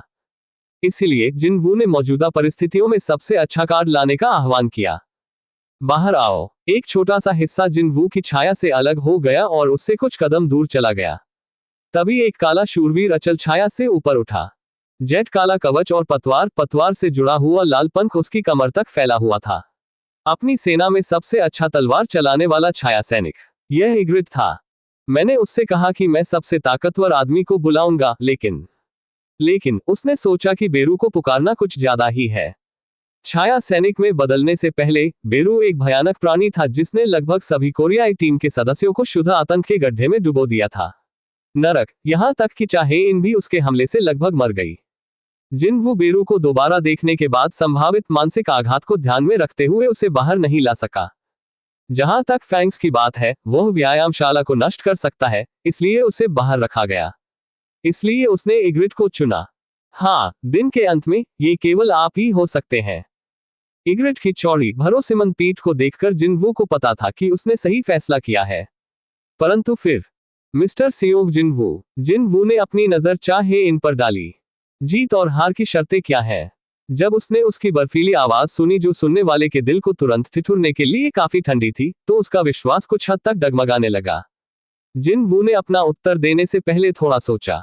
या तो मेरा सम्मान नष्ट हो जाएगा, या चाहे हंटर महोदय पहले हार मान लेगी। चाहे इन ने संक्षेप में अपना सिर हिलाया। फिर भंडार से मिली तलवार म्यान से निकाली। उसके हाथ में केवल एक साधारण सादी जादुई तलवार थी जिसे कोई भी कहीं भी खरीद सकता था, लेकिन फिर भी उससे जो आभा निकल रही थी वह अभी भी देखने में काफी अविश्वसनीय थी। हाँ, वह निश्चित रूप से मजबूत है। जिन वो इसे समझ सकता था। गंभीर होने का निर्णय लेने के बाद उसकी बढ़ती आभा निश्चित रूप से एक ऐसी महिला के लिए उपयुक्त थी जिसके कौशल को एस रैंक के शिकारियों के बीच भी सर्वश्रेष्ठ माना गया था। इग्रिड ने भी अपनी तलवार खोल दी। दरअसल अब उसके हाथों में एक एक लंबी तलवार थी। फिर भी जिन वो ये सोचने से खुद को नहीं रोक सका कि इस दर पर इग्रिड उससे हार जाएगा। परंतु फिर एक सेकंड रुको, क्या उसने यह नहीं कहा कि इससे वास्तव में कोई फर्क नहीं पड़ता कि यह कौन सा हथियार था, है ना? जिन वू को याद आया कि उसने अभी क्या कहा था और जब उसने उससे एक छोटी सी मदद मांगी तो उसके होठों पर मुस्कान तैर गई। क्या आप कृपया एक सेकंड के लिए घूम सकते हैं? चाहे इन ने अपना सिर थोड़ा झुकाया, लेकिन शिकायत नहीं की और उसके पूछने पर घूम गई। उस अंतर का उपयोग करते हुए जिन वू ने अपनी इन्वेंटरी से डेमन किंग्स लॉन्गर स्वॉर्ड को बुलाया और इसे इग्रिट को सौंप दिया। इसका उपयोग करें, ये कहकर कि उसे इस बात से कोई फर्क नहीं पड़ता कि उसने कौन सा हथियार इस्तेमाल किया। इसका अर्थ ये भी लगाया जा सकता है कि उसे इस बात से कोई फर्क नहीं पड़ता कि उसका प्रतिद्वंद्वी कौन सा हथियार इस्तेमाल कर रहा है। अपने संप्रभु से सीधे तलवार प्राप्त करने के बाद इग्रिट ने अपनी गहरी कृतज्ञता व्यक्त करने के लिए घुटने टेकने की कोशिश की, लेकिन जिन वू ने तुरंत उसे रोक दिया। मैं आपको बता रहा हूं, आपको हर समय समारोह में खड़े होने की जरूरत नहीं है, क्या आप जानते हैं? काश आयरन इग्रिट के रवैये का आधा हिस्सा सीख पाता। किसी भी स्थिति में तैयारी पूरी हो चुकी थी, इसलिए जिन वू ने चाहे इनको फिर से बुलाया। अब ठीक है। वह पीछे मुड़ी और देखा कि इगिट अब एक बिल्कुल नई तलवार पकड़े हुए है जो बिजली की नीली किरणों से चटक रही है, जिसे वह स्पष्ट रूप से 1 मिनट पहले पकड़ नहीं रहा था। अगर हम अभी शुरू करें तो क्या ये ठीक रहेगा? जिन वू ने कुछ भी नोटिस न करने का नाटक किया और उससे पूछा कि क्या वह जाने के लिए तैयार है। हाँ, चाहेन पहले ही ऐसा करने के लिए सहमत हो चुकी थी, केवल अनिच्छा भरे भाव के साथ फिर से हाँ कह सकी। ठीक है, फिर शुरू करें। जिन वू द्वारा शुरुआत का संकेत देने के तुरंत बाद इग्रिट ने अपने शुरुआती हमले के रूप में अपनी निष्क्रिय क्षमता को सक्रिय करने के लिए डेमन किंग्स लॉन्गर स्वॉर्ड को घुमाया। चाहे इन पर बिजली का एक कतरा सीधी रेखा में उड़ गया। वह थोड़ी देर के लिए झेप गई, लेकिन फिर एक फुर्तीली बिल्ली की तरह उसने अपने ऊपरी शरीर को पीछे झुकाया और बिजली से बच गई। आकाशीय बिजली गिरने से व्यायामशाला की दीवार पूरी तरह झुलसकर काली पड़ गई। चाहे इन ने अपने धड़ को सीधा किया और जिन वू की दिशा में अपनी तेज निगाहें भेजी, लेकिन उसने दूर तक घूरने के लिए अपनी निगाहें फेर ली, फिर भी कुछ भी नोटिस न करने का नाटक कर रहा था। बिना कुछ कहे चाहे इन ने तलवार को अपने हाथों में कसकर पकड़ लिया। ये तब सही था। उसे नीचे लाने के अपने संप्रभु के आदेश का पालन करने के लिए इग्रिट उसके सामने से भयावह गति से उसकी ओर दौड़ा। हालांकि उसने एक बार भी पलक नहीं झपकाए और खुद को अपने प्रतिद्वंद्वी की ओर आगे की ओर उछाल दिया। एसोसिएशन अध्यक्ष का कार्यालय मुख्य भवन की सबसे ऊपरी मंजिल पर स्थित है। इस कार्यालय के अंदर बैठने पर न केवल अन्य एसोसिएशन भवनों को बल्कि आसपास के दृश्यों को भी स्पष्ट रूप से देखा जा सकता है। एसोसिएशन अध्यक्ष एक रिपोर्ट पढ़ने के बीच में थे, लेकिन तभी उनकी नजर अचानक खिड़की पर चली गई। व्यायामशाला के अंदर कोई नहीं होना चाहिए था, लेकिन अभी अभी वहां लाइटें जली। गोह गनहुई ने अपने पीए से बात करने के लिए अपना फोन उठाने से पहले अपना सिर थोड़ा झुकाया। जी श्रीमान, क्या किसी ने आज व्यायामशाला बुक की? सर, मैंने पुष्टि कर दी है और आज किसी ने इसे बुक नहीं किया है। क्या ऐसा है? गोह गनहुई ने फोन के रिसीवर को ढक दिया और अपने अधीनस्थ से दोबारा बात करने से पहले अपने विचारों को थोड़ा व्यवस्थित किया। क्या आप व्यायामशाला से सीसीटीवी फीड मेरे कार्यालय में भेज सकते हैं? जी श्रीमान, कृपया करके रुके रहिए। इसके तुरंत बाद उनके कार्यालय की पूरी दीवार पर लगे विशाल टीवी पर लाइव फीड प्रदर्शित की गई, और तभी उन्हें व्यायामशाला के अंदर सियोंग जिन वू और चाहे इनको एक दूसरे को गले लगाते हुए देखने को मिला। उसने जो देखा उससे स्तब्ध गोह गनहुई ने अपना गला साफ करने के लिए जल्दी से खांस लिया। उसने बार बार देखा, लेकिन ये निश्चित रूप से वे दोनों थे। उसने फिर अपना सिर झुका लिया। क्या उन दो लोगों के बीच ऐसा कोई रिश्ता था? लेकिन फिर जब हंटर चाहे इनको हेलीकॉप्टर के अंदर थोड़ी देर के लिए होश आया तो उसने जिस पहले व्यक्ति की खोज की वह कोई और नहीं बल्कि हंटर सेओंग जिन वू था। ऐसा लगता है कि मैं आगे बढ़ने में बहुत धीमा था। टीवी स्क्रीन पर दो युवाओं को देखते ही गोह गनहुई के चेहरे पर एक संतुष्ट मुस्कान फैल गई। दोनों ने रैंक एस लाइसेंस मिलते ही अपनी निजी जानकारी सुरक्षित रखने का अनुरोध किया। फिर भी इस देश में एक भी व्यक्ति ऐसा नहीं था जो चाहे इन या यूं कहे कि सेओंग जिन वू को नहीं जानता हो। इसलिए यदि ऐसे दो लोग एक साथ कुछ शांत समय बिताना चाहते हैं तो समापन समय के बाद एसोसिएशन के व्यायामशाला से बेहतर कोई जगह नहीं होगी। सोचने के लिए उन्होंने आज के युवाओं के विपरीत अपने डेट स्थल के रूप में एक व्यायामशाला को चुना था। ये कितनी अद्भुत स्वस्थ तारीख थी। गोह गनहुई ने दिल छू लेने वाली मुस्कान बनाए रखी और व्यंग्यात्मक ढंग से अपना सिर हिलाया। हाँ, युवा होना वास्तव में अद्भुत है। वह आराम कर रहे फोन के रिसीवर के पास पहुंचा और उसे एक बार फिर उठाया।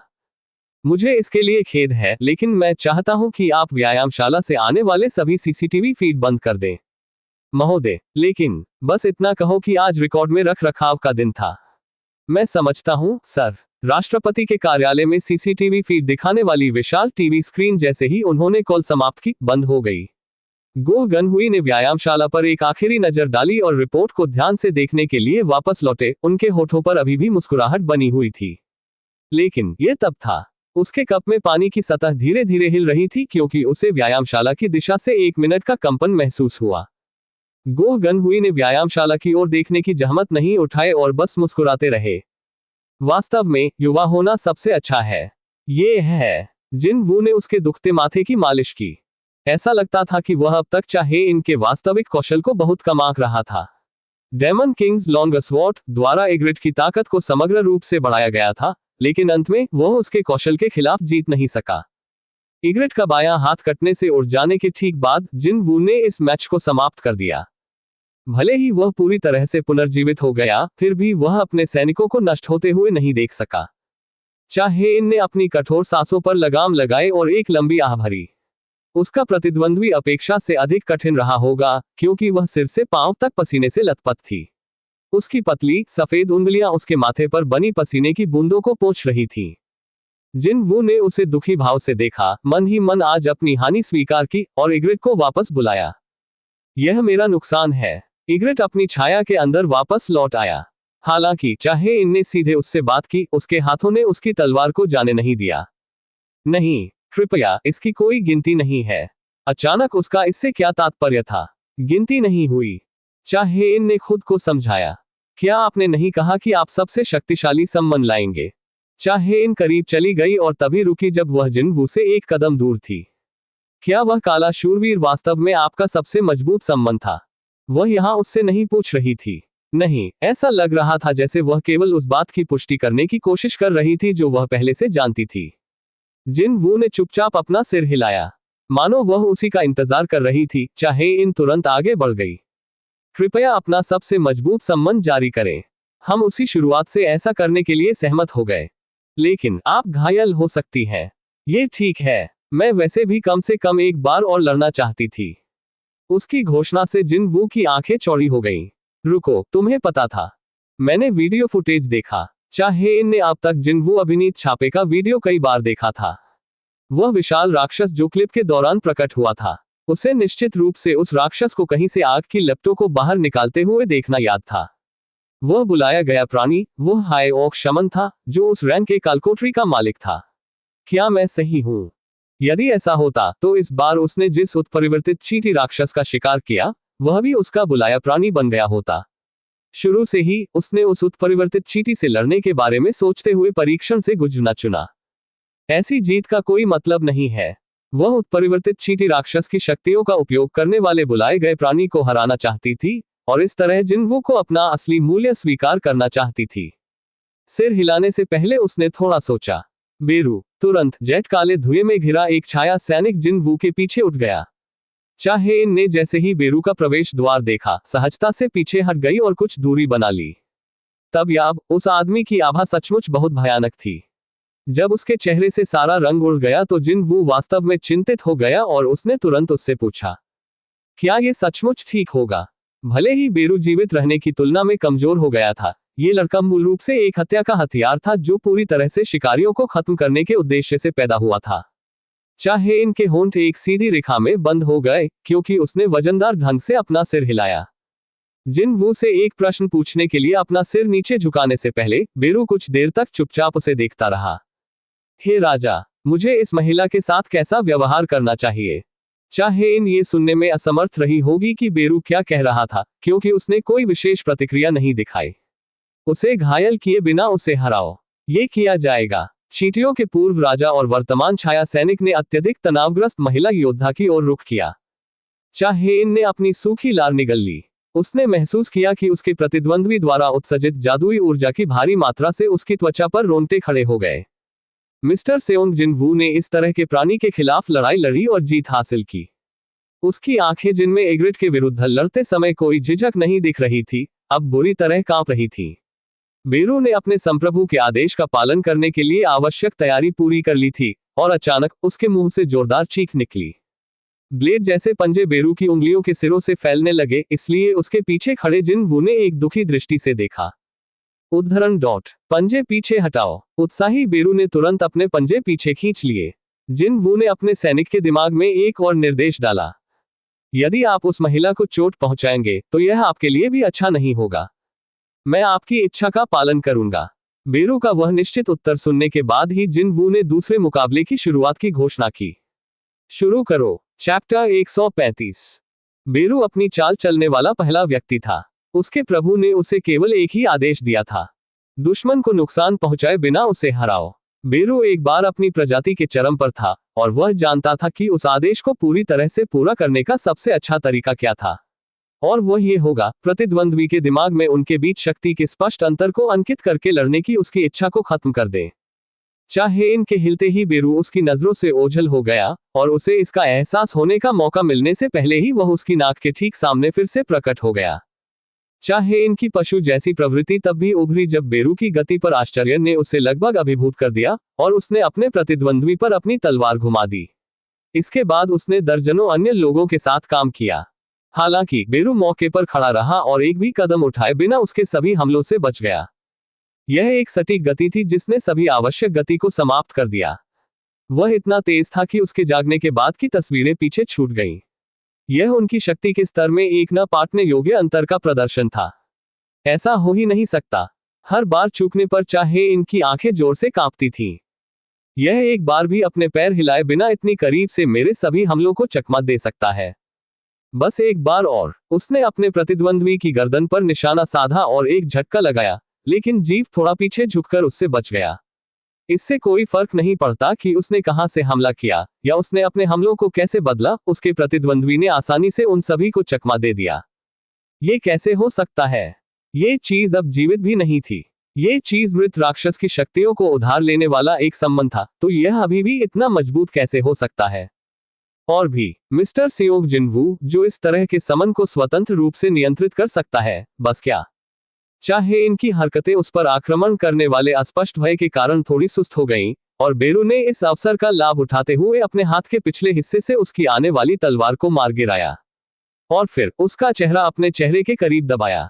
जैसे ही मौत की दुर्गंध सीधे उसके चेहरे पर आई, चाहे इन वहीं बेहोश हो गई। यह अंत है। जब उन विशाल मेम्बिबल्स ने उसके दृश्य को भर दिया तो वह अनजाने में हौंफने लगी। हालांकि जीव ने अपने पंजे बंद करके उसके सिर को नहीं कुचला, बल्कि उसके चेहरे के ठीक सामने जोर से चिल्लाने का फैसला किया। उसकी जादुई ऊर्जा वाली चीख से वह बुरी तरह से बेहोश हो गई थी। जिन वू ने यह देखते हुए मुंह बना लिया। वास्तव में ऐसा कोई तरीका नहीं था जिससे वह किसी और को इस तरह एक तरफा तरीके से पिटते हुए देखने का आनंद लेना शुरू कर दे। हालांकि वह फिर से खड़ी हो गई और तलवार पर पकड़ मजबूत कर ली, जैसे ये दिखाना हो कि वह बिल्कुल भी हार नहीं मान रही है। जिन वू ने अपना सिर झुका लिया। वह क्या करने की कोशिश कर रही है? जिस चाहे इनको वह जानता था वह निम्न श्रेणी की शिकारी नहीं थी जो अपनी आंखों से सच्चाई की पुष्टि करने के बाद भी अपने और अपने प्रतिद्वंद्वी के बीच अंतर को स्वीकार नहीं करना चाहती थी। और वह निश्चित रूप से इतनी लापरवाह नहीं है कि अंतर के बारे में पता होने पर भी हमला करती रहे। उस स्थिति में क्या उसके पास अब भी एक और कार्ड हो सकता है? जो भी हो, मुझे आशा है कि वह गलत कॉल नहीं कर रही है। जिन वो मानसिक रूप से बेरू से जुड़ा हुआ था, इसलिए वह महसूस कर सकता था कि उसका सैनिक इस समय उसकी हत्या के इरादे को कितना दबा रहा था। दूसरी ओर, चाहा इनकी इच्छा अडिग रही, भले ही उसने खुद को बिल्कुल नुकसानदेह स्थिति में पाया। इधर उसे अशुभ पूर्वाभास हो रहा था। जब जिन वू ने उन दोनों को देखा तो उसकी अभिव्यक्ति और भी गंभीर हो गई। दूसरी ओर, बेरू चाहा इनके निर्णय को समझने में विफल रहा था। उसने अब तक कई बार शक्ति में अपने भारी अंतर को प्रदर्शित किया है, तो उसने अभी तक अपनी चुनौतियां बंद क्यों नहीं की? चींटियों का पूर्व राजा, एक प्राणी जो खाद्य श्रृंखला के शीर्ष पर दूसरों पर प्रभुत्व रखता था, मानव मादा की जिद से अप्रसन्न होने लगा था। उसके क्रोध का आधार उसके शासक होने की पिछली स्मृति से उपजा था। हिम्मत कैसे हुई? जैसे ही बेरू ने अपना मन बनाया, वह पलक झपकते ही चाहे इनके सामने पहुंच गया। फिर उसने सीधे उसकी आंखों में देखने के लिए अपना चेहरा करीब किया। कोई भी जीवित प्राणी जो अभी भी सांस ले रहा है, उन्हें इस तरह से उनकी निगाहों के मिलने से तुरंत एहसास हो गया होगा कि इस स्थिति में शिकारी और शिकार कौन था। ये किसी की मौलिक प्रवृत्ति से एक चेतावनी होगी। बेरू ने अपने प्रतिद्वंद्वी की उस प्रवृत्ति को जगाने और उस तरीके से लड़ने की उसकी इच्छा को खत्म करने की योजना बनाई, लेकिन दुर्भाग्य से उसकी चाल उतनी प्रभावी नहीं थी जितना उसने सोचा था। जैसा कि जिन वू ने भविष्यवाणी की थी, चाहे इनके पास अभी भी एक आखिरी तुरुप का पत्ता बचा हुआ है। वह कौशल, तलवार नृत्य, जिसे चलाने में वह सबसे अधिक कुशल थी। उसकी हरकतें ऐसी तेज हो गई मानो वह कोई घातक नृत्य कर रही हो, और उसकी तलवार की नोक से हवा में शानदार चाप बन गए। बेरू ने अपने पंजों का इस्तेमाल उन सभी सुचारू हमलों से आसानी से बचाव करने के लिए किया जिनके बीच में कोई रुकावट नहीं थी। अंत में उसकी अभिव्यक्ति भद्दी हो गई। अब और नहीं खेलना। बेरू ने अपने ऊपर उड़ रही तलवार को अपने नंगे हाथ से छीन लिया और उसे तोड़ दिया। उसके पास केवल आधी तलवार बची थी, लेकिन निराशा में पड़ने के बजाय उसकी चकाचौंध बर्फीली ठंडी हो गई। मेरे पास केवल एक आखिरी मौका है। उसके कौशल ब्लेड ऑफ लाइट को सक्रिय करने के लिए अपनी जादुई ऊर्जा की हर एक बूंद को टूटी हुई तलवार में डाला गया था। इस कौशल के लिए जादुई ऊर्जा व्यय बहुत अधिक था और वह इसे केवल अंतिम प्रयास के रूप में उपयोग कर सकती थी। और इस लड़ाई के दौरान पहली बार उसने इसे अपनी पूरी महिमा में प्रकट किया। प्रकाश की धार शानदार ढंग से चमकी। बेरू ने उसकी तलवार तोड़ने के बाद एक पल के लिए अपनी सुरक्षा कम कर दी थी, और उसने उस छेद का उपयोग उसके सामने कूदने के लिए किया और प्रकाश की धार को आगे की ओर धकेल दिया। जिन वू की आंखें चौड़ी हो गईं। नहीं, निस्संदेह उसे बेरू की चिंता नहीं थी। उसकी चिंताओं की बिल्कुल भी परवाह न करते हुए सुनहरी रोशनी में चमकता हुआ ब्लेड बेरू के पेट में गहराई तक घुस गया। उस संक्षिप्त क्षण में बेरू का दिमाग तेजी से घूम गया। ये औरत दुश्मन है। उसके लिए मरना कोई समस्या नहीं होगी। हालांकि अगर वह यहां गिर गया तो इस महिला की तलवार उसके संप्रभु की ओर इशारा करेगी।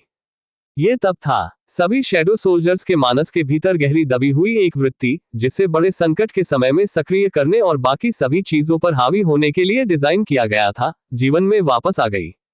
संप्रभु की रक्षा करें। उस पल में बेरू के सिर के अंदर का हिस्सा रीसेट स्थिति में आ गया और जिन वू ने उसे जो आदेश दिया था, दुश्मन को उसे नुकसान पहुंचाए बिना उसे हराए, पूरी तरह से मिटा दिया गया था।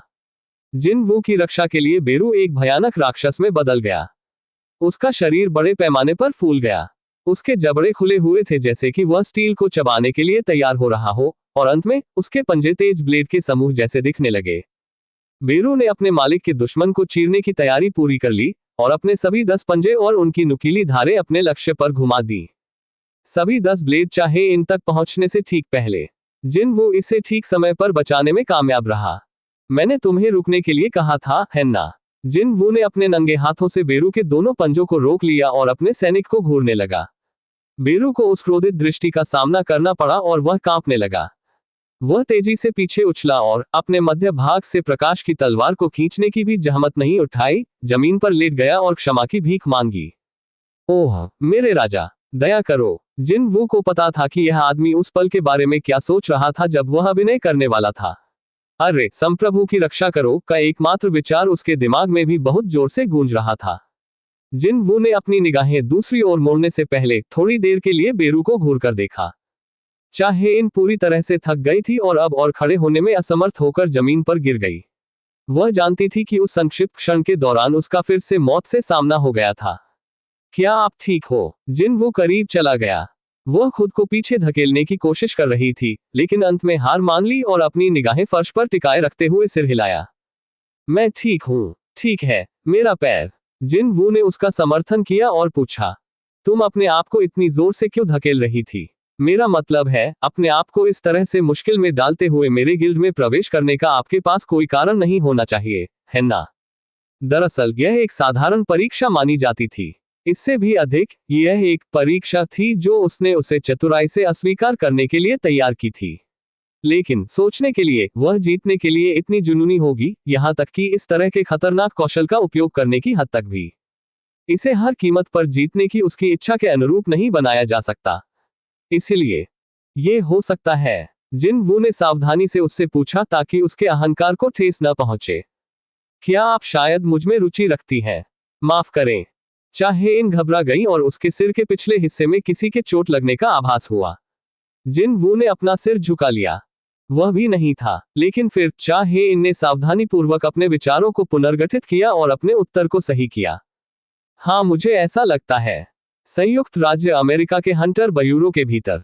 हंटर सेओंग जिन वू की भर्ती विफलता में समाप्त होने की खबर मिलने के बाद निर्देशक काफी दुखी महसूस कर रहे थे। रिपोर्ट लेने के बजाय उन्होंने उपनिदेशक को सम्मेलन कक्ष में बुलाया। उपनिदेशक मैडम सेलनर को अपने साथ ले आए। वहां क्या हुआ समझाओ। निदेशक ने उन्हें बैठने का मौका मिलने से पहले ही पूछा। हंटर ब्यूरो की स्थापना के बाद ये पहली बार था कि उनके स्काउटिंग प्रस्ताव, जिसमें मैडम सेलनर भी शामिल थी, को विषय द्वारा अस्वीकार कर दिया गया था। डिप्टी गहरे भाव के साथ खड़ा हो गया और अपना सिर नीचे कर लिया।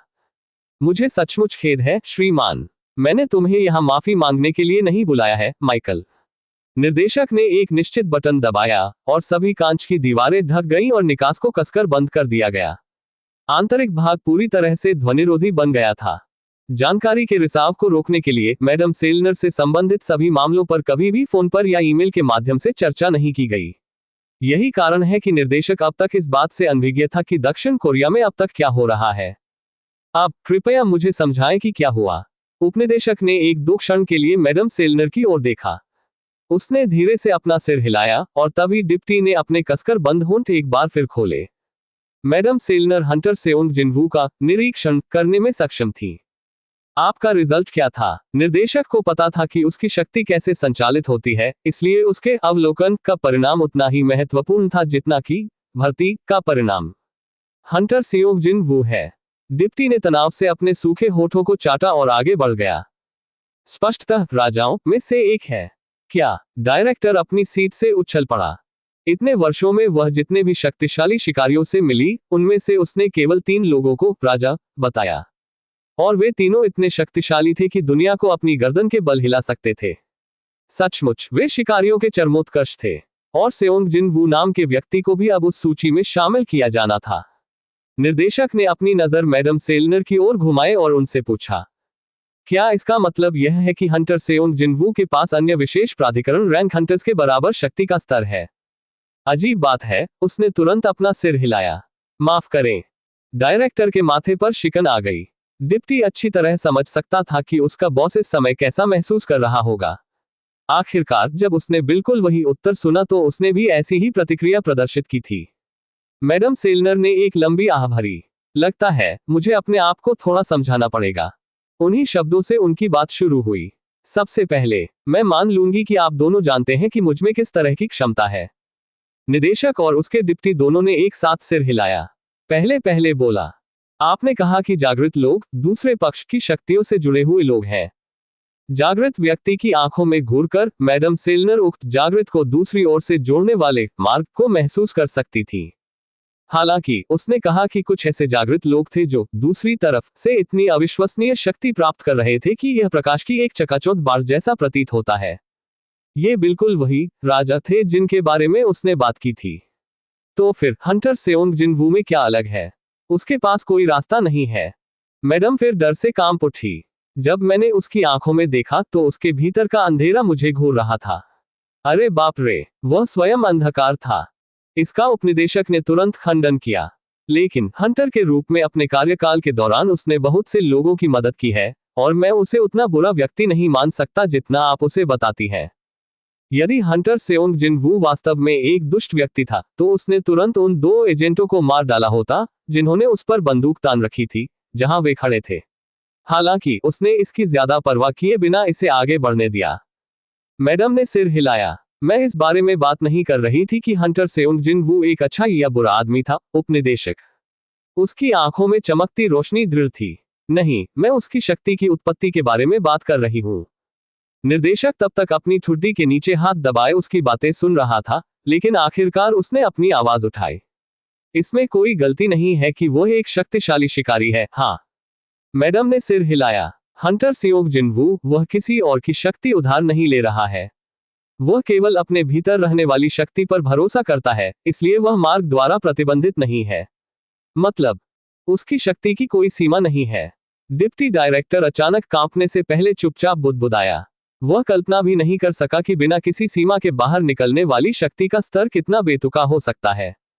अपने दोनों मेहमानों की बात सुनकर निर्देशक गहरी सोच में पड़ गया, और थोड़ी देर बाद उसने अपना सिर हिलाया। जाहिर तौर पर उसने किसी बात पर अपना मन बना लिया था।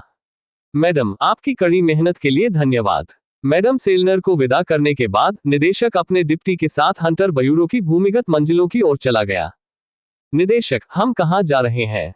9वीं बेसमेंट मंजिल। क्या वह जगह नहीं है जहां हम पुराने रिकॉर्ड संग्रहित करते हैं? रिकॉर्ड के अलावा हमारे पास वहां कुछ और भी सुरक्षित है। निर्देशक ने देखा कि लिफ्ट के डिस्प्ले पैनल पर संख्या लगातार कम हो रही थी और आगे बढ़ती रही।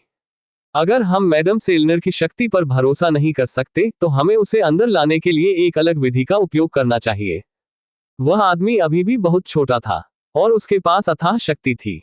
यदि हंटर सेओंग जिनवू के पास वास्तव में अविश्वसनीय शक्ति थी जैसा कि मैडम सेलनर के पास नहीं था, तो अब इससे कोई फर्क नहीं पड़ता कि वह प्रकाश की शक्ति थी या अंधेरे की शक्ति।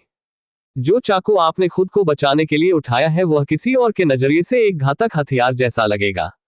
और निर्देशक सियोंग जिनवू नामक चाकू अपने पास रखना चाहता था। वे अपने गंतव्य पर पहुंचे और इलेक्ट्रॉनिक दरवाजों के ताले खोलते हुए लगातार 9वीं भूमिगत मंजिल में गहराई तक चले गए। जब वे आगे बढ़े तो कुछ ब्यूरो एजेंटों ने उनका स्वागत किया, लेकिन निदेशक ने उन पर एक नजर भी नहीं डाली। क्या आपको अभी भी पहली रैंक का एस गेट याद है जो कभी प्रदर्शित हुआ था? बिल्कुल, कोई भी इतिहास की सबसे भयानक कालकोठरी को कैसे भूल सकता है जिसने पश्चिमी संयुक्त राज्य अमेरिका के एक हिस्से को नष्ट कर दिया। अमेरिकी सरकार ने अविश्वसनीय रूप से भारी मात्रा में इनाम की पेशकश के साथ दुनिया के सबसे शक्तिशाली शिकारियों को बुलाया और अंततः वे उस रैंक एस गेट से उभरे बॉस स्तर के राक्षस को मारने में सफल रहे। हालांकि उस मुठभेड़ में केवल 5 ही जीवित बचे थे, मतलब केवल एक राक्षस दर्जनों सर्वश्रेष्ठ शिकारियों को मारने में कामयाब रहा। उनके बलिदान के बिना संयुक्त राज्य अमेरिका राष्ट्र का अस्तित्व पूरी तरह समाप्त हो गया होता। यही कारण है कि अमेरिकी सरकार ने शेष 5 उद्धारकर्ताओं को देश के बराबर अधिकार प्रदान किए और यहीं से एक विशेष प्राधिकरण रैंक शब्द की उत्पत्ति हुई। निर्देशक ने उस राक्षस का नाम बताया जिसने मानव जाति के इतिहास में सबसे भयानक त्रासदियों में से एक को जन्म दिया, कामिश द ड्रैगन। क्या मैच प्रकार के शिकारियों ने यह नहीं कहा कि कामिश का अर्थ कभी न मिटने वाली लौ है? वे फर्श पर सबसे गहरे कमरे में दाखिल हुए और निदेशक ने वहां मिली तिजोरी को खोला। और तभी एक रून पत्थर भारी सुरक्षा के बीच और लगातार निगरानी किए जाने पर स्वयं प्रकट हुआ। डिप्टी डायरेक्टर आश्चर्य से फाफक पड़ा। उस स्थिति में क्या वह चीज हो सकती है? आपका अनुमान सही है। निर्देशक ने रून स्टोन की रक्षा करने वाले प्रबलित ग्लास के ऊपर अपना हाथ रखा और मुस्कुराया। ये रून स्टोन उस कामिश की लाश से निकला था। कामिश छापे की समाप्ति के बाद विशेष प्राधिकरण रैंक के 2 शिकारी अमेरिका में बस गए। एक तरह से ये वे उपहार थे जिन्हें कामिश अमेरिका तक पहुंचाने में कामयाब रहे। इस तरह की एक और आपदा से बचने के लिए अमेरिकियों ने हंटर ब्यूरो की स्थापना की और अपनी सारी शक्ति हंटर्स की ताकत में सुधार करने पर केंद्रित की।